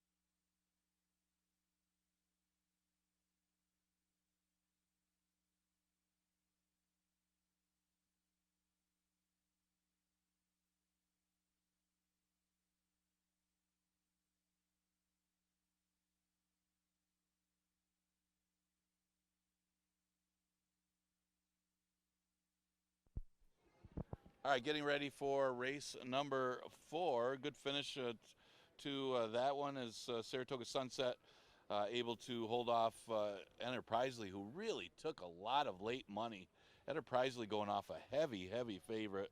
So Saratoga Sunset's price probably got some value higher than it should have been just because so much money was bet late on Enterprisingly at 2 to 5. Jeremiah Flores for Barrow, who just won in New York the other day with that Najula Pagila. I'll never be able to say that one right. Scratch the 2, no Mahomey out of the 4th. We go a distance of a mile. You see only a couple of them getting some play. Got the inside speed of Trinity River. And then you got a second-time starter, Propitious on the outside, who ran decently here despite a bad break back in May. And it was a decent field. And the fact that he did break bad early, he had to hustle, it seemed like, with a middle move throughout the whole race, and he just could not keep going with that move, but still ran well. I mean, the horse still hit the board despite having to make a middle move and chase the entire trip. I would expect this horse to run better with more distance, and he is going to get a distance of a mile. It looks like one of the main contenders of this race. The current favorite is the 1, Trinity River. He's off a layoff since November, but he does look like the inside speed of the race. It should have a tactical edge depending on what the 5 Wisecracker does, because Wisecracker is the only other one that really has any kind of early speed to keep Trinity River honest early. Now, Trinity River is off a layoff since November, but doesn't mind an off track in a sense, hasn't won on it, but he's the one they'll have to catch in race number 4, and he's getting a lot of play. The other Mike Ferraro trainee is the 4 Almez, who ran here as a 2-year-old. Did have one good race going a mile, and that's a positive sign. Unfortunately, his money track on a mile wasn't good. But he's got some decent breeding for the off-track, being by Bustin' Stones. He'll add Lasix today. That used to be a great angle for Mike Ferraro Sr. First time Lasix, he used to win at a high percentage. Koa does opt to ride the 7, Propitious, but you don't lose anything as Sophia Vivas picks up the mount on Almez. Exacta Tri Super Daily Double, and the late pick 5 starts with the 4th. Again, we scratch the 2, Mahomey.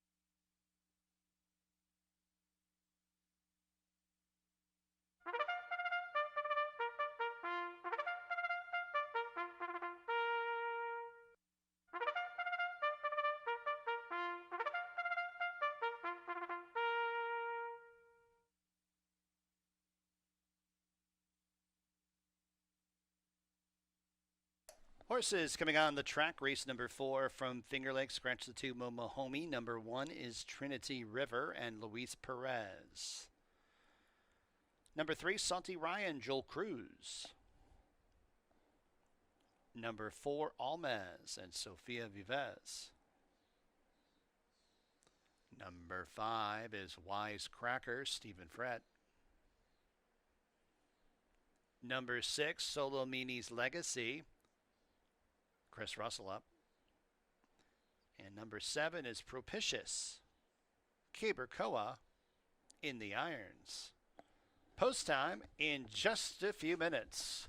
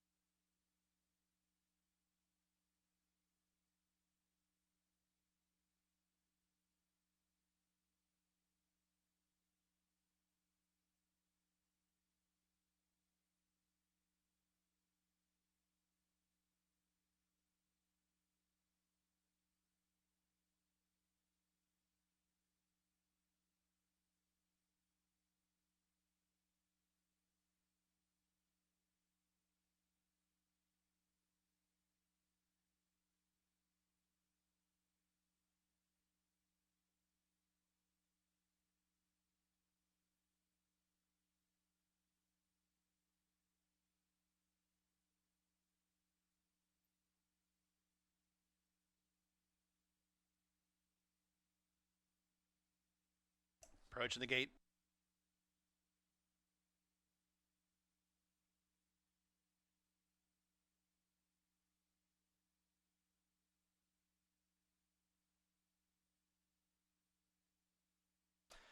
And the horses have arrived at the gate for race number 4 from Finger Lakes. Got a field of 6 to go a mile, 8 to 5. On both number 1 Trinity River and number 7 Propitious.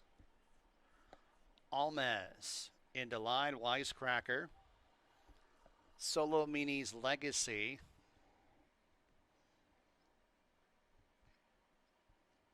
And Propitious.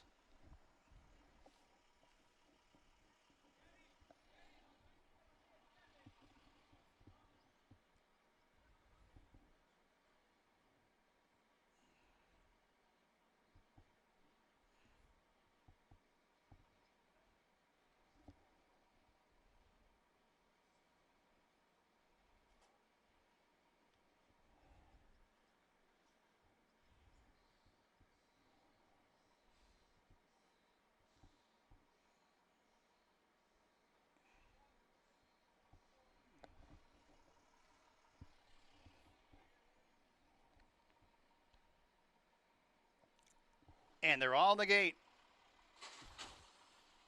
And they're off. It's Almez sent to the front end. Trinity River counters up the inside and will try and squeeze through the inside passage there and does do exactly that. Gets out a little bit on the turn. Good pace early on being set by Trinity River. Almez outside second, Wisecracker third. Then a length and a half to Salty Ryan in fourth. Propitious is in fifth, and 5 lengths off the lead and a gap of 6 to Solo Mini's Legacy in the 6th and trailing position. As they reach the backstretch, it's Trinity River who has the lead is on to the outside of Wisecracker. The pace continues to be robust early on. They're clear by about 3 lengths over Salty Ryan. It kicks through towards the inside in third.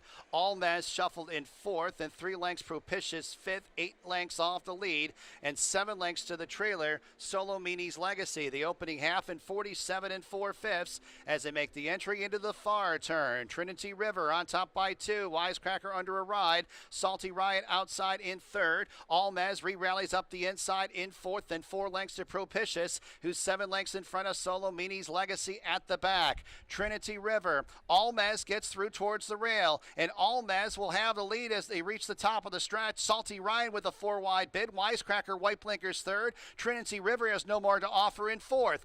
Now we got a showdown between Salty Ryan and Almez. These two clear by 4 over Wisecracker third. Then in fourth, that's Trinity River. As they run down to deep stretch, Almez, Pink Blinkers, Salty Ryan on the outside. These two head for the stretch. Salty Ryan and Almez. Almez, Salty Ryan. It is close. Head bobber there at the end between Almez and Salty Ryan. Many lengths back to Wisecracker third in the fourth from Finger Lakes.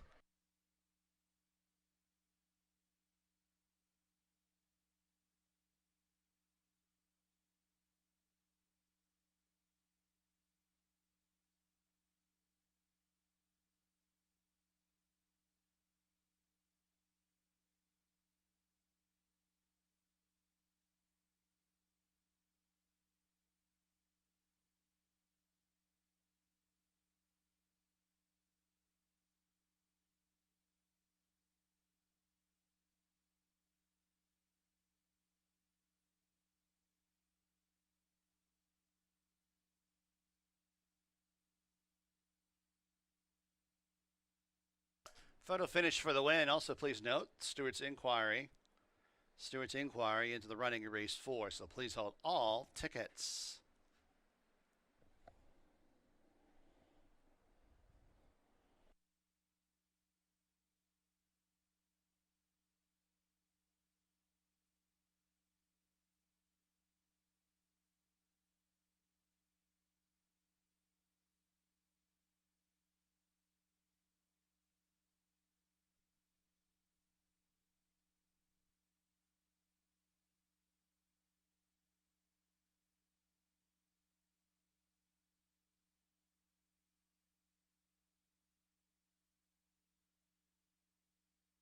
Number 3, Salty Ryan first. Number 4, Almez second. Third, number 5, Wisecracker. Fourth, number 1, Trinity River. 3, 4, 5, 1.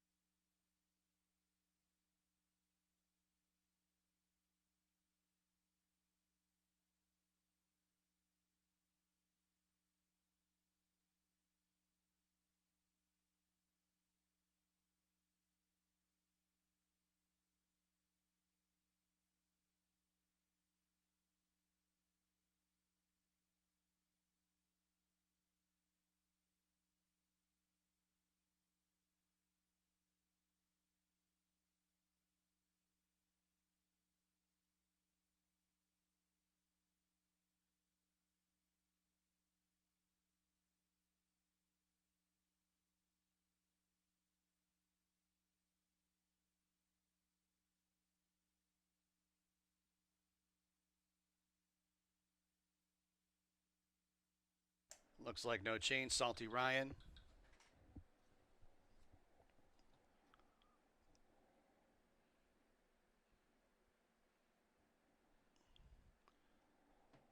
Is a Kentucky bred. Owned by Joseph Bucci. William Bartlett, the trainer. Joel Cruz, the winning jockey. Donald Disney bred Salty Ryan. $20.54 the winning mutual. Double, $112.96. Exacta, $70.86. Trifecta, $77.78. Dime Super, $42.97. Pick 3, $279.09. Fifth race at Finger Lakes. Scratch the 1, Signal Chat, and number 5, Serena Fly. Exacta, Trifecta, Superfecta, Daily Double, Lead Pick 4, Wagering. Please note, the track will be sloppy as the race condition for race 5. Track is now sloppy.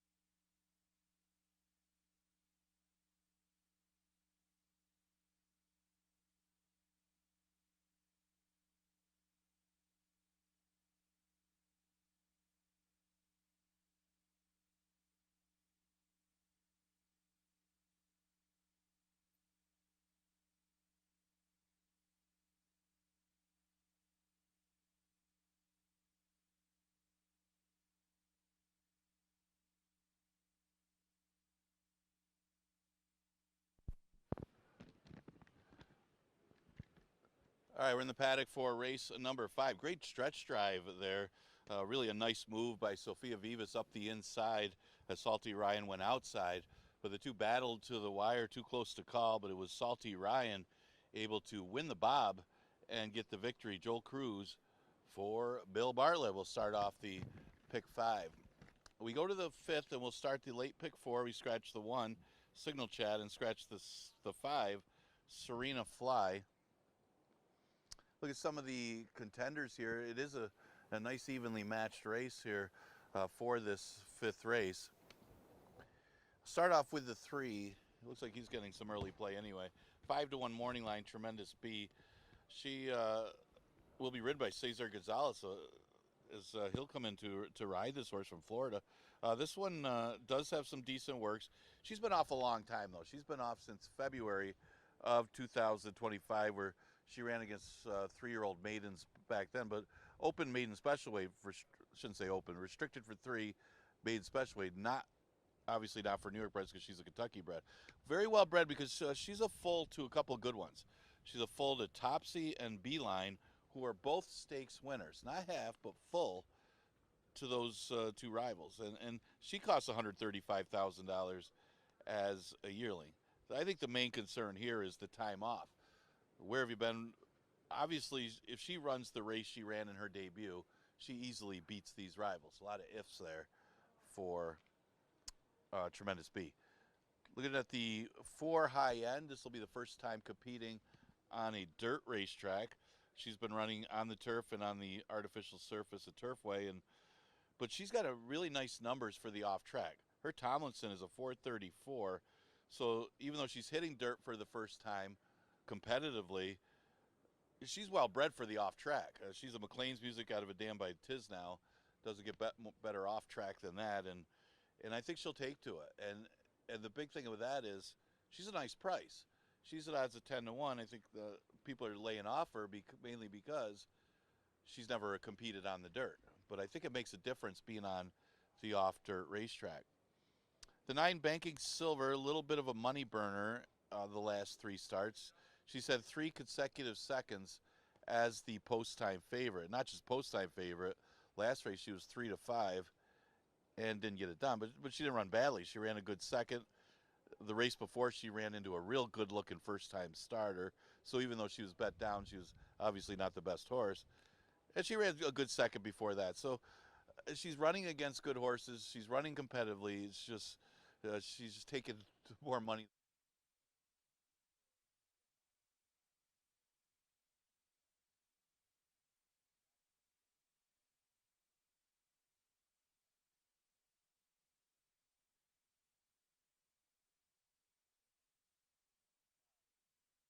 Other than the winner was easier, but she was running against New York bred three-year-olds in New York before arriving here, and she's always right there. It looks like she's more of an underneath type horse, unless she gets things her way.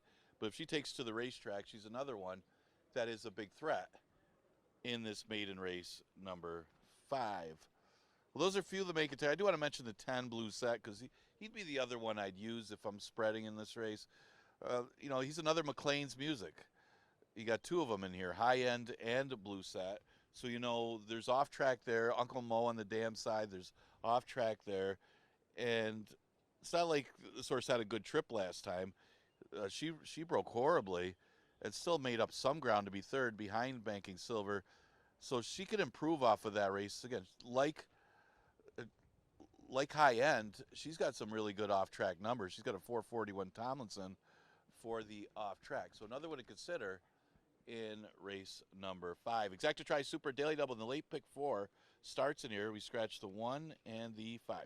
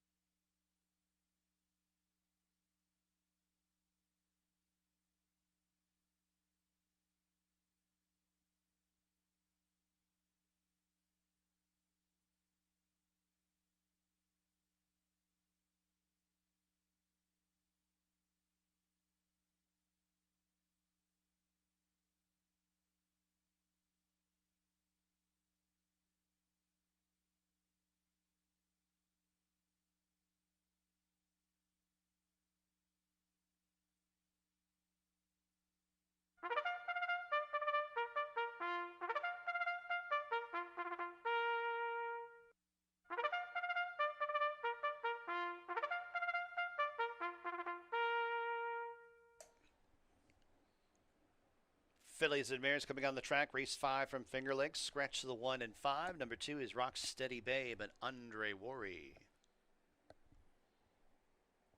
Number 3, Tremendous B and Cesar Gonzalez. Number 4 is High End and Luis Perez.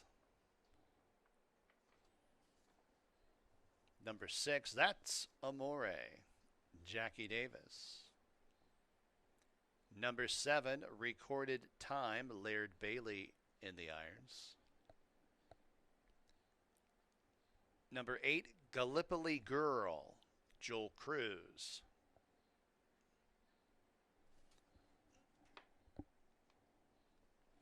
Number 9, Banking Silver, Chris Elliott in to ride. And number 10 is Blue Set with Kevin Navarro.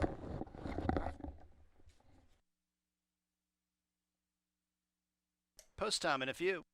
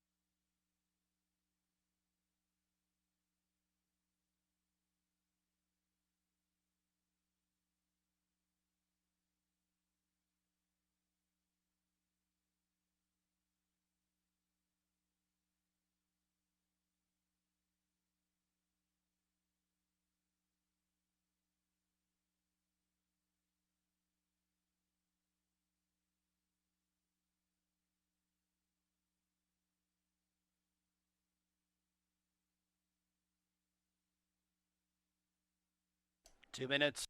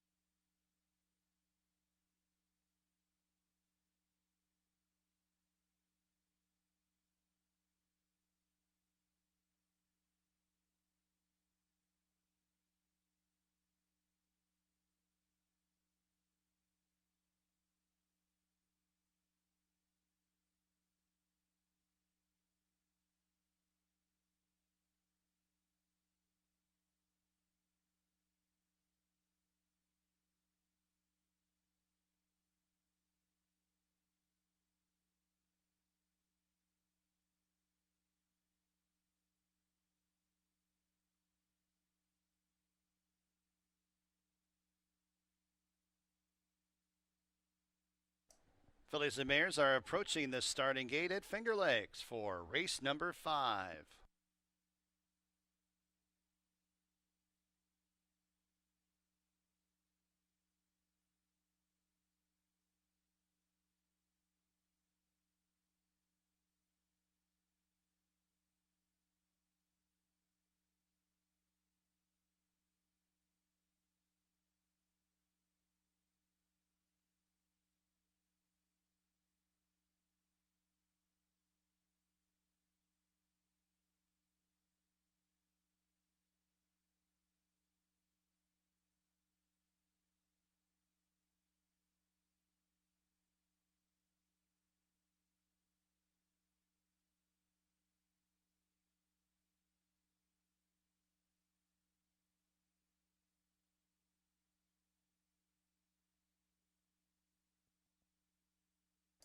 And the horses have reached the starting gate. Race 5 from Finger Lakes. Field of 8 fillies and mares. Maidens going 6 furlongs. 9 to 5 on both the 3. Tremendous B and number 9. Banking Silver.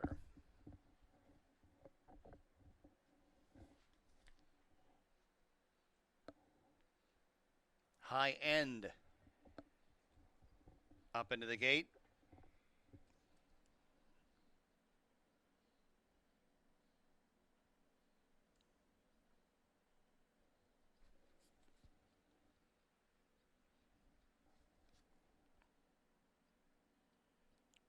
Gallipoli Girl.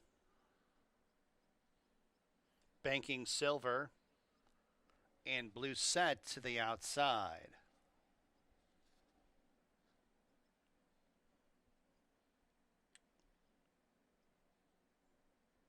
They're all in the gate. And they're off. It's Banking Silver who rushes out for the front end. Tremendous B, flashing early speed. High End, Yellow 6 and 3rd to the outside of Rock City Babe in 4th. As it's Blue Set on extreme outside in 5th, now up into 4th, 3.5 lengths off the lead. 6th place recorded time is 2 lengths in front of That's Amore, who is to the inside of Gallipoli Girl, who's at the tail of the field and about 12 lengths off the lead. 2 horses pressing the pace as they go on to the turn. Tremendous B has the inside and the lead over Banking Silver outside in 2nd. They're clear by 5.5 over Rock Steady Babe, who rates in 3rd. Blue Set shaking up in 4th, then 4 lengths back to High End in 5th, about 12 lengths off the lead. Then a length back to That's Amore's, 2 in front of Recorded Time in second last as they turn into the home stretch. Tremendous B hugs the inside. Banking Silver on the outside. They've been in match race mode for the last few furlongs, and they got 1 furlong to go, and it's Banking Silver with a slender lead over Tremendous B. 16th to go. Banking Silver and Tremendous B. It's Banking Silver. Banking Silver draws clear late to win by about 2. Tremendous B 2nd. Rock Steady Babe 3rd. 4th. That's Amore.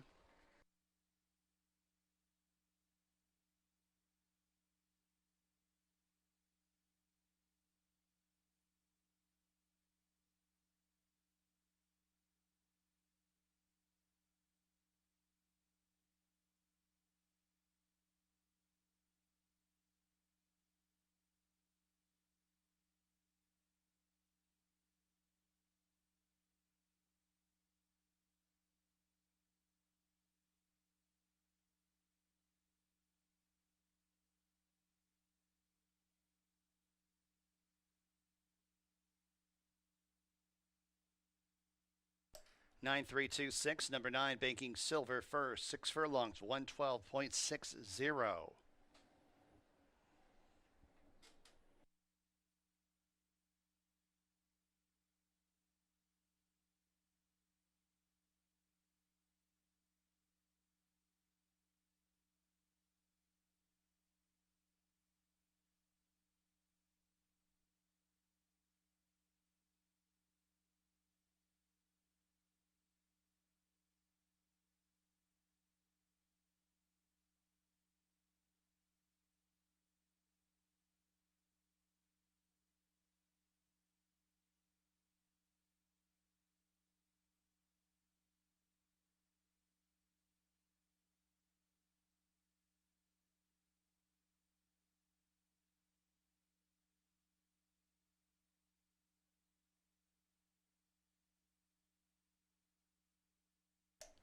Back to the winner's circle, number 9, banking silver. Kentucky bred. 4-year-old Gray Filly by Liam's Map out of Sweat and Saddle. Elmer Ramos, the owner. Rachel Sells, the trainer. Chris Elliott, the winning jockey. St. Elias Stables, bred, banking silver.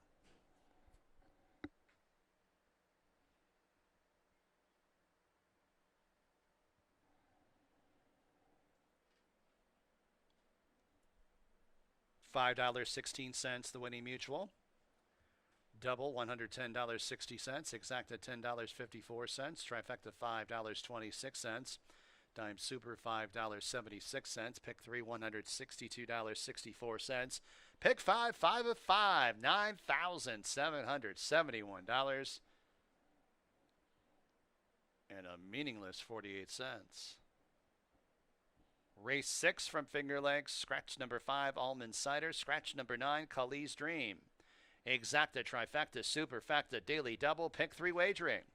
Post time race 6 in about 22 minutes at 3:29 p.m.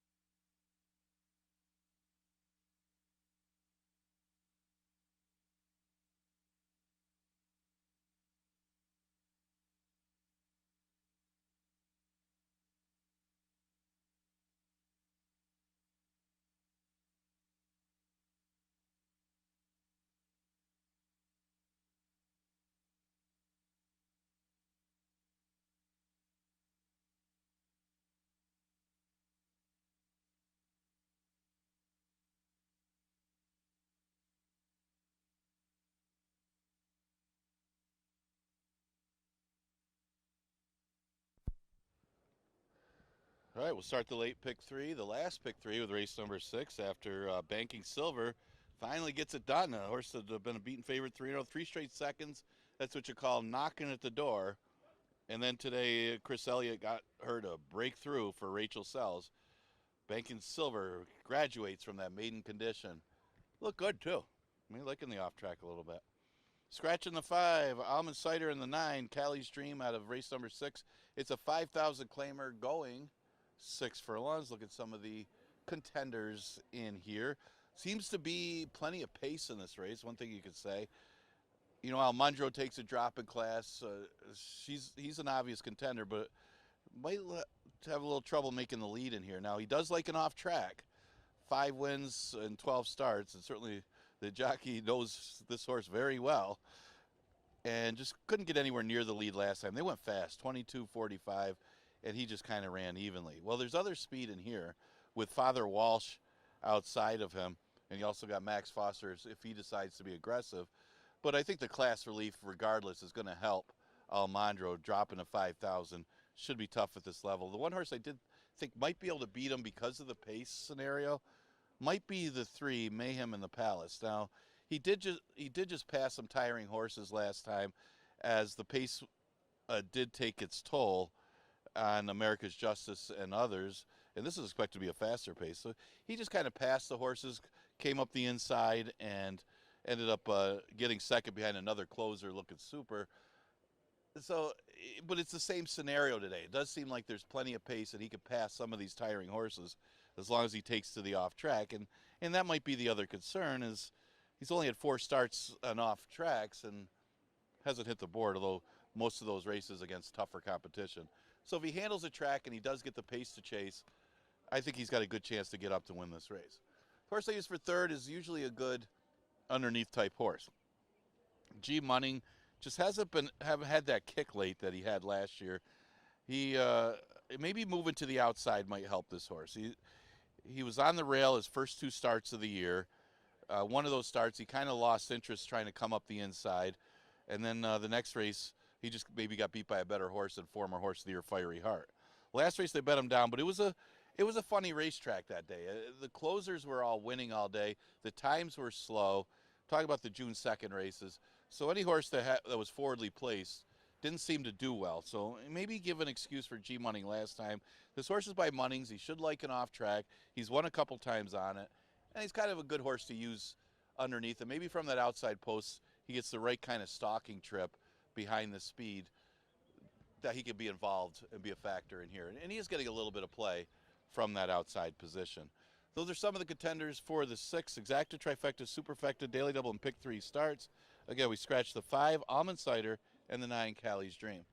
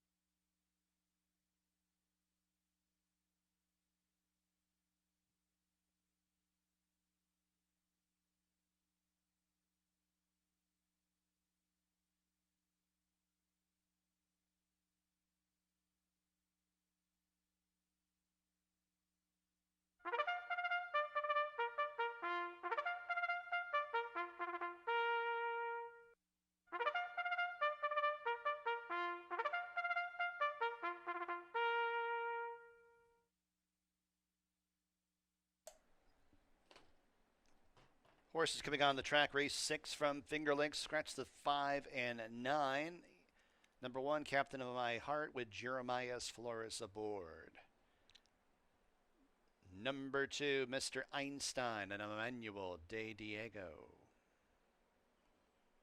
Number 3, Mayhem in the Palace, Oscar Gomez.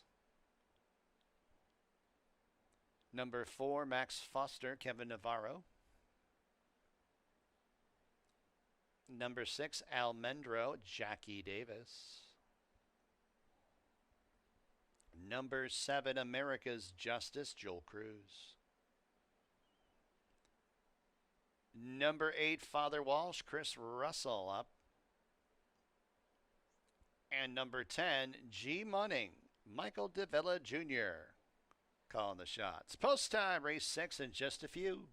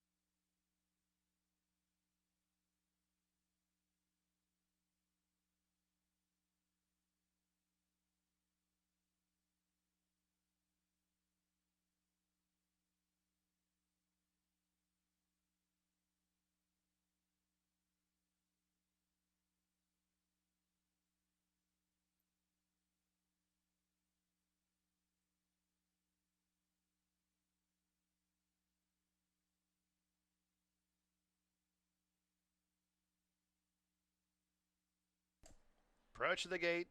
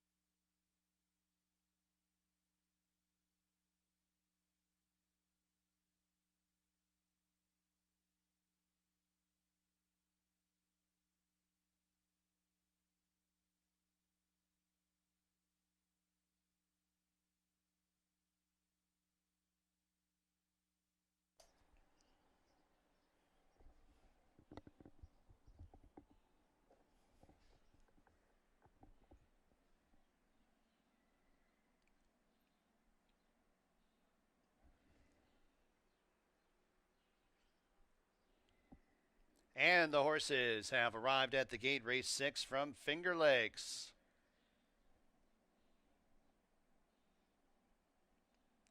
Field of 8 to go 3/4 of a mile. 2-1, number 3, Mayhem in the Palace. 2-1, number 6, Almendro.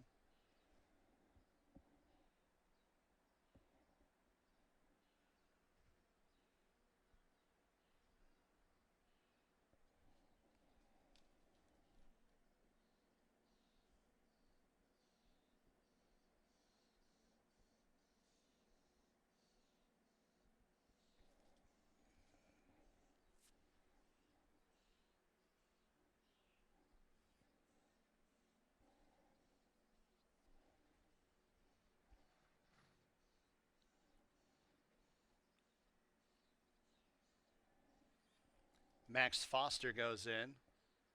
Almendro. America's Justice. Father Walsh. And G Munning.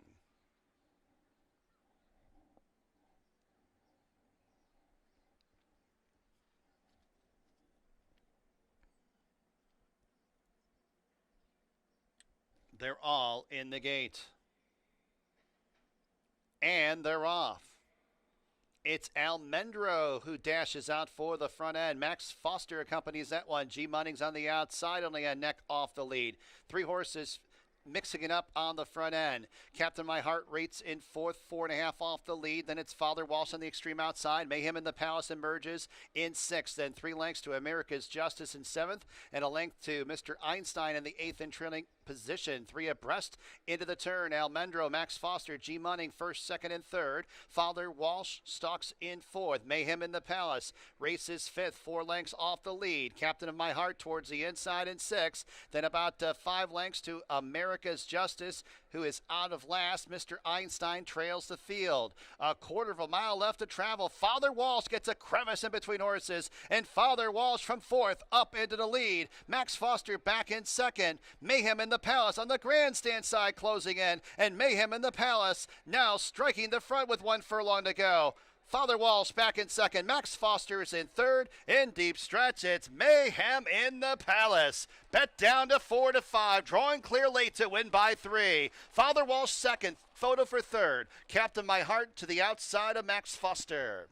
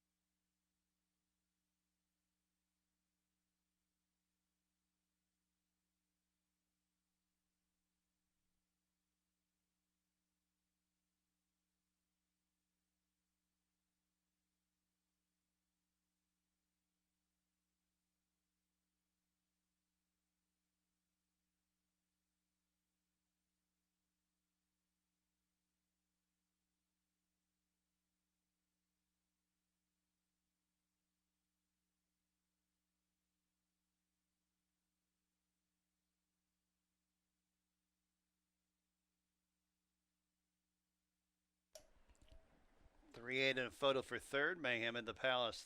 Favorite prevails.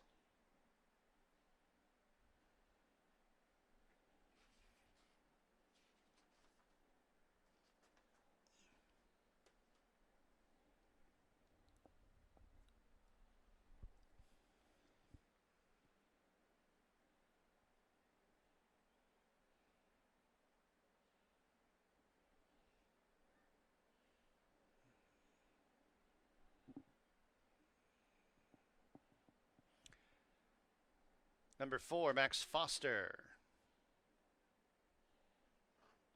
Held third over the one captain of my heart. 3.841. 6 furlongs, 112.77. Mayhem in the Palace. Florida bred, 5-year-old big gelding by Palace Malice out of Ms. Mayhem. Lima Horse Racing owns. Ilmar Loaiza trains. And Oscar Gomez, the winning jockey. Lori Plisa. Bred Mayhem in the Palace.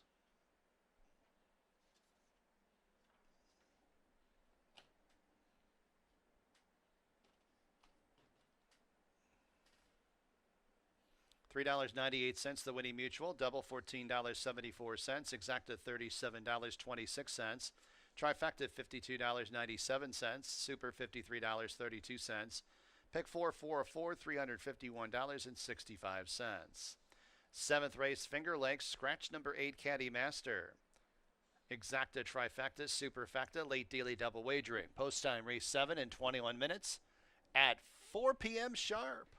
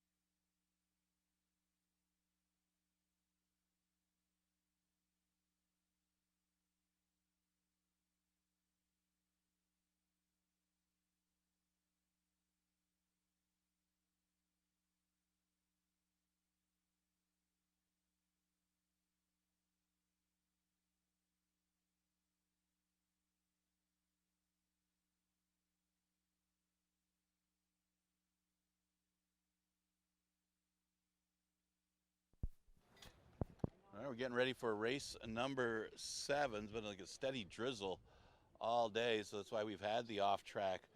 But they came down the middle of the track that race as Mayhem at the Palace got the pace flow that he needed, and Oscar Gomez was able to guide that one down the middle of the track and catch Father Walsh, who really had a nice trip. It was a great job by Chris Russell to sit and then try to make the move at the top of the stretch to get the lead, but Mayhem in the Palace just had too much late trying to close ground and was able to get the victory for Ilmar Loaiza. Oscar Gomez with a nicely timed ride.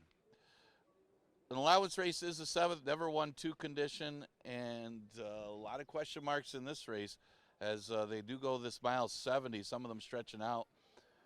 Sweet Tone stretched out last time, went from 3/4 to a mile, and that's what this horse needs. He needs more distance. He almost pulled off the upset at the 11-9 level. Wasn't an upset as they were betting him, but Nikos was a heavy favor for most of the betting, and then this horse did take some late money.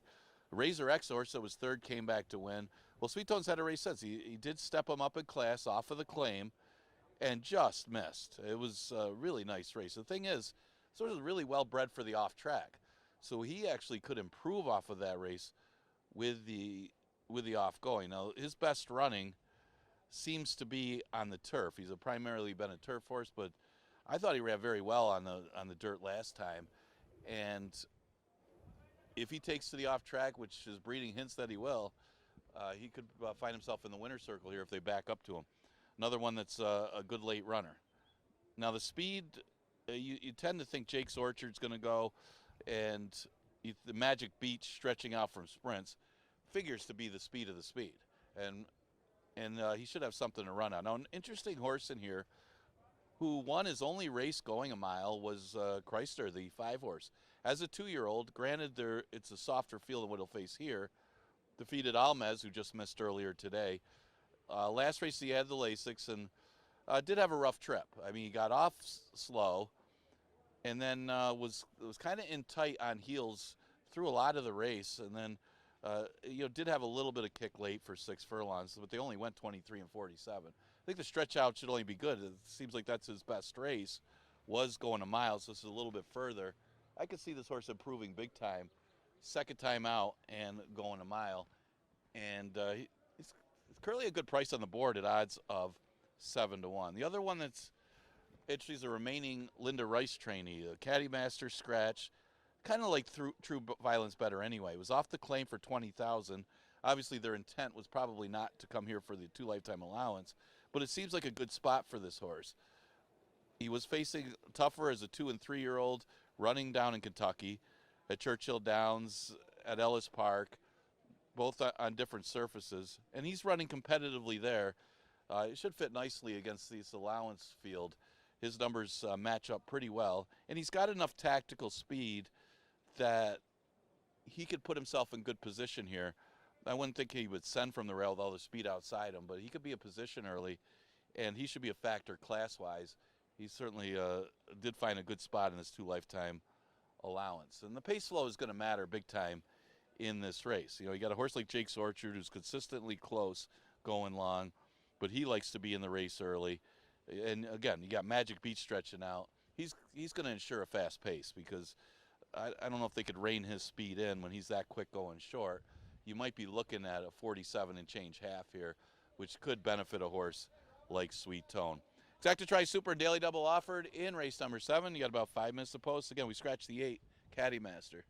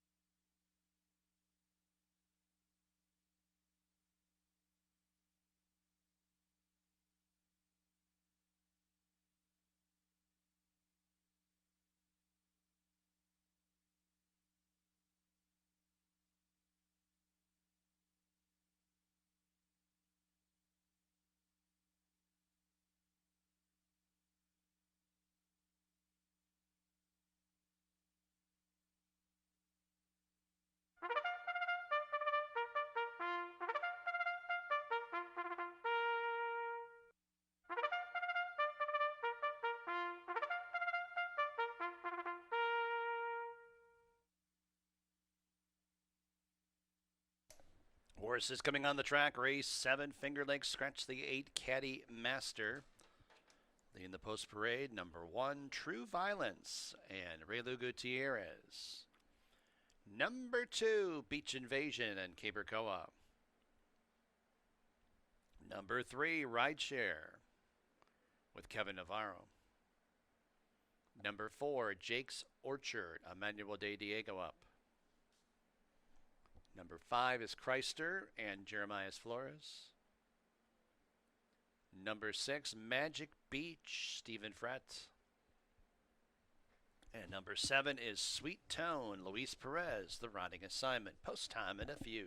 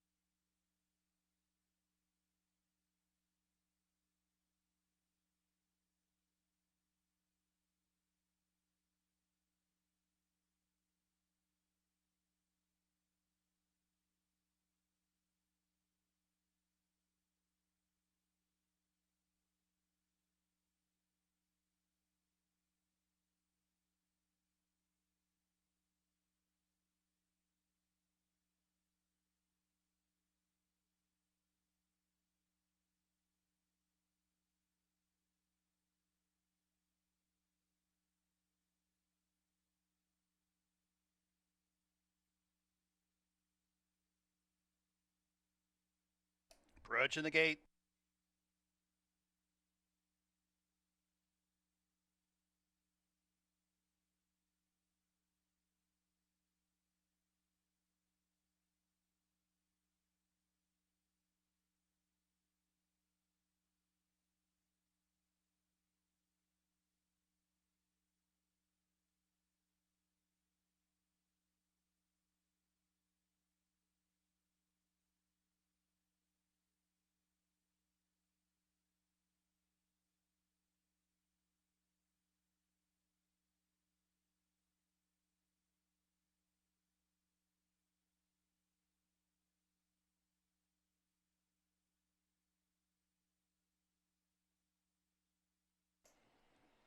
And the horses have arrived at the starting gate for the 7th race from Finger Lakes.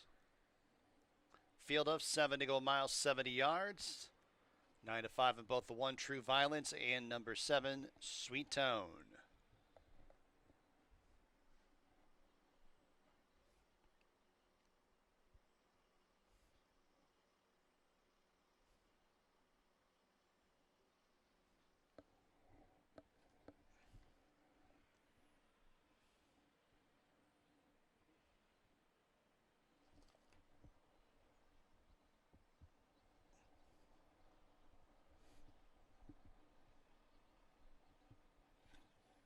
Jake's Orchard going up.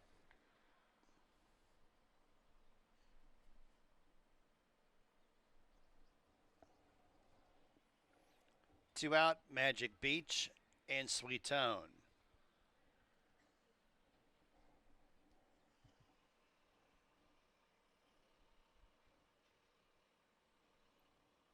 They're all in the gate.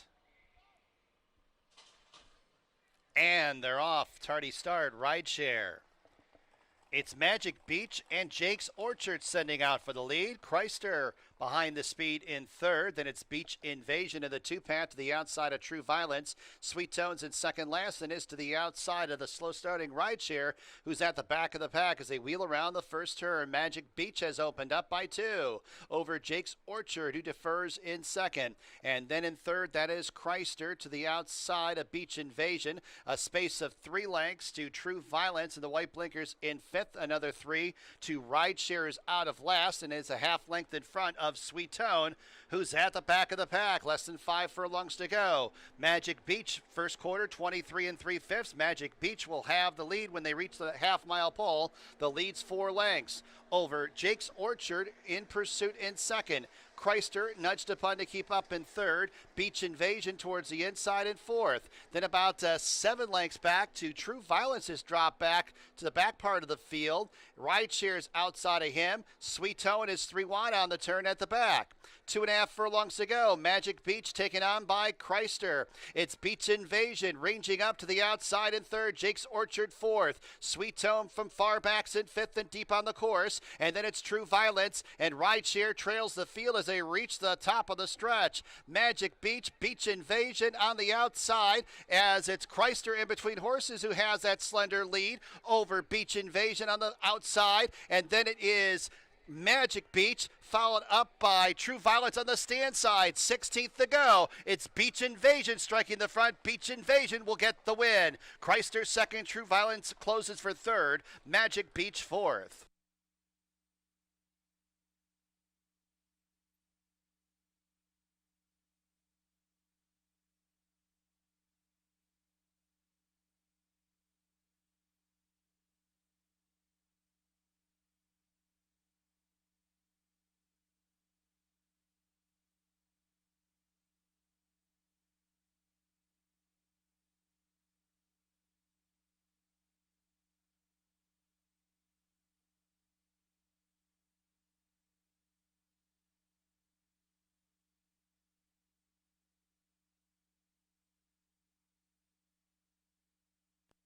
Two 5-1-6 in race 7 from Finger Lakes. Mile 70 yards, 145.20.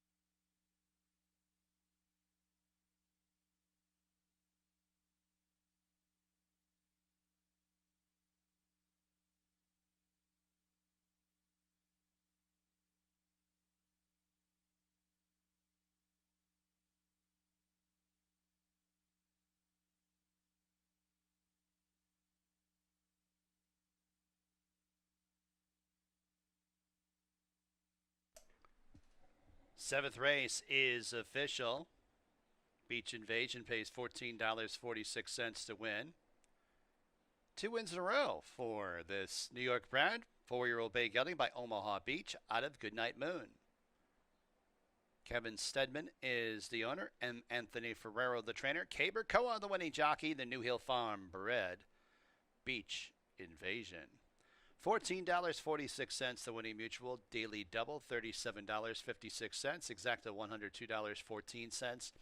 Trifecta $102.02. Dime Super $130.77. Eighth and final, Finger Lakes. Scratch the one, Runaway Roscoe. Exacta, trifecta, superfacta wagering. Post time, eighth and final in 21 minutes at 4:31 p.m.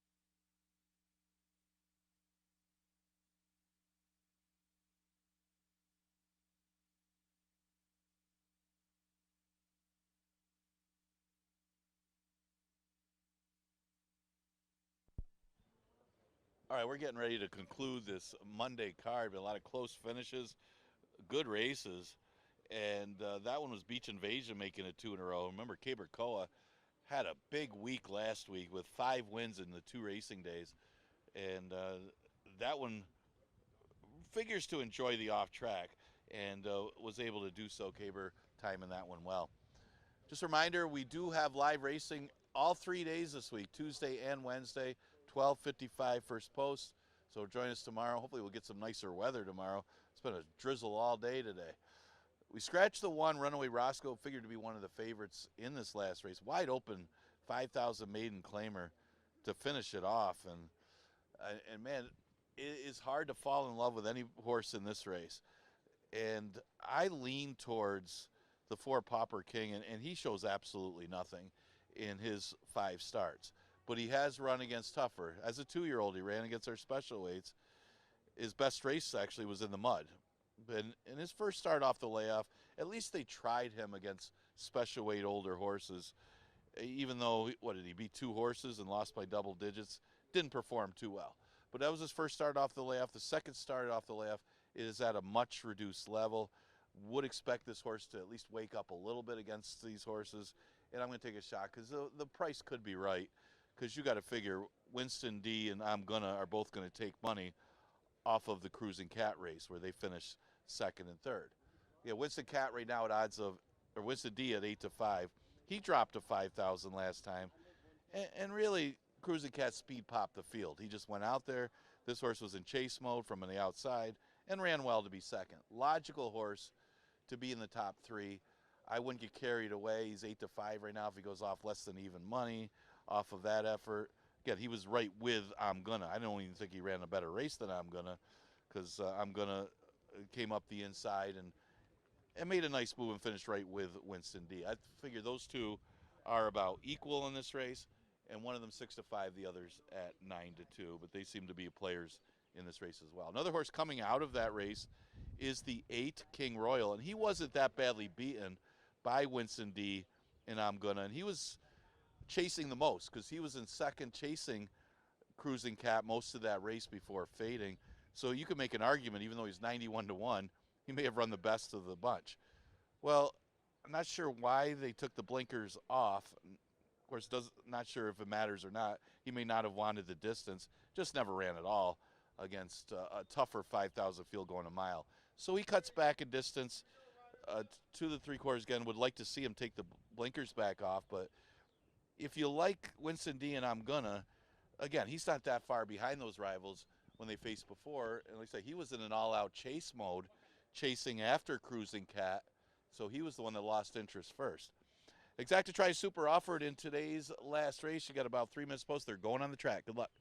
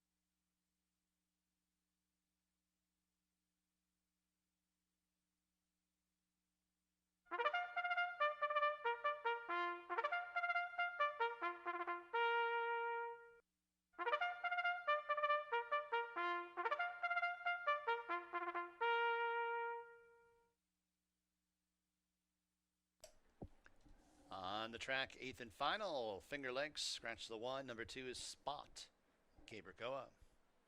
Number 3, Winston D and Chris Elliott. Number 4, Pauper King, Luis Perez. Number 5, I'm Gonna, Laird Bailey. Number 6, 10-Run Rule, Luis Pena. Number 7, Rule the Soul, Chris Russell. and number 8. King Royale, Stephen Frett, aboard. Post time in a view.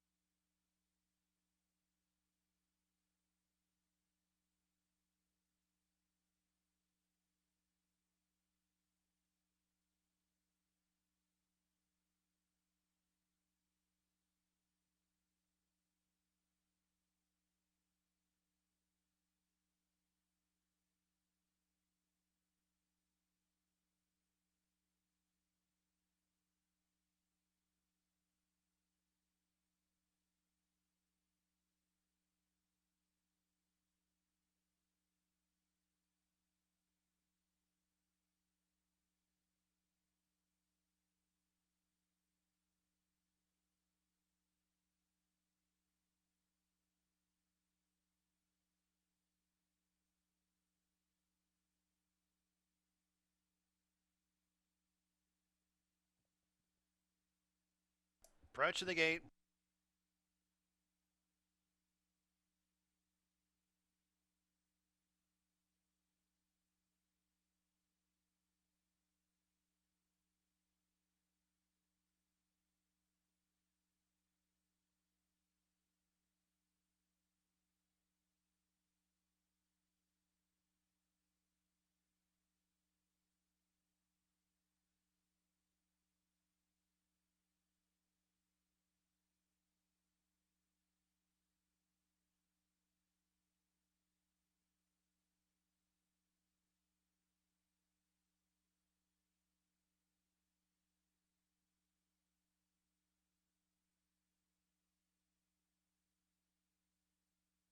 And the horses have reached the starting gate, 8th and final Finger Lakes.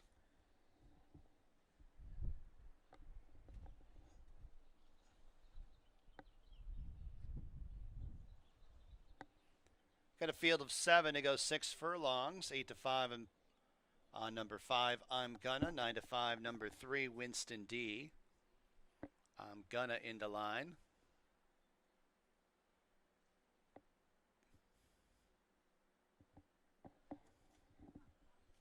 Ten-run rule.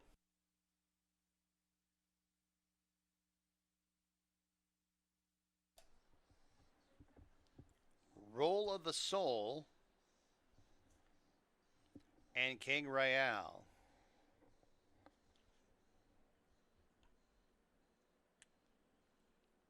They're all in the gate.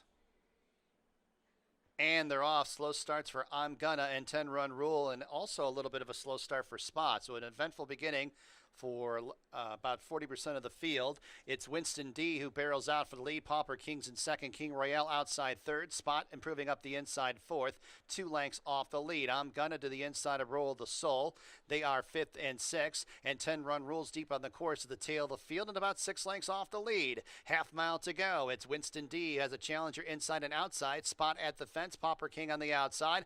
I'm Gonna is going to try and split rivals. 2 lengths off the lead, but Pauper King's making a move, and that hole closes up at this point in time. It's King Royale arranges up to the outside fifth, and it's Roll of the Soul second last, and a half length to the trailer 10-run rule. As they wind their way to the quarter pole, it's Winston D, Pauper King, Spot looking out for some racing room in between horses, hopefully, and there's some racing room there for Spot, but it's Winston D who spurts clear by a couple lengths over Spot in second. Pauper King drops back. I'm Gunna's up into third, but about 5.5, 6 lengths off the lead. 16th to go. It's Winston D who opens up.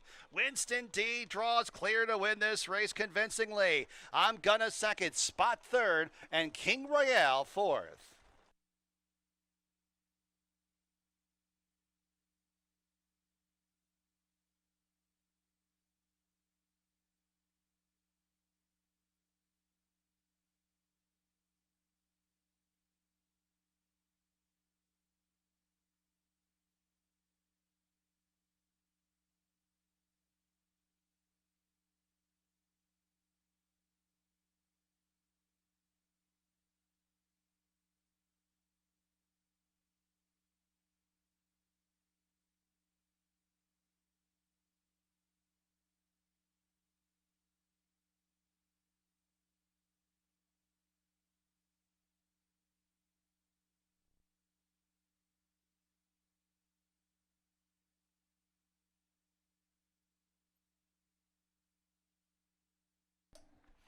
Three, 5, 2, 8. Number 3, Winston D first. 6 furlongs, 113.80.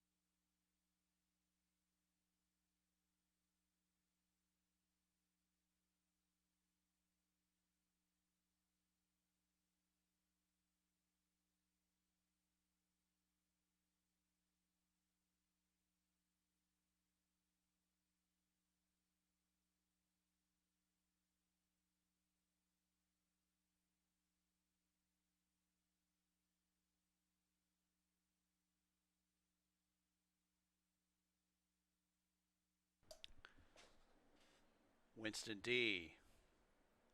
Winner of the 8th race, New York bred 3-year-old bay gelding by Take Charge Indy at a Sailor's Treasure. Casimir's Ostro, the owner. Rachel Sells, the trainer. Chris Elliott, the winning jockey. 2 wins in the card for Sells and Elliott. Windhorse Thoroughbreds, bred Winston D.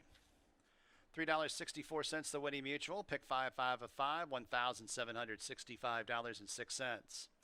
Double $41.02. Exacta $9.48. Trifecta $6.11. Dime Super $4.47. Pick 3 $32.43. Pick 4 $84.68. 8th race, last live race here at Finger Lakes for a Monday. Next live racing date Tuesday, first post 12:55 p.m. And we'll also have racing on Wednesday this week. But for today, from high atop of the roof here at Finger Lakes Gaming and Racetrack, this is your track announcer, Bill Downs, signing off. Have a tremendous evening.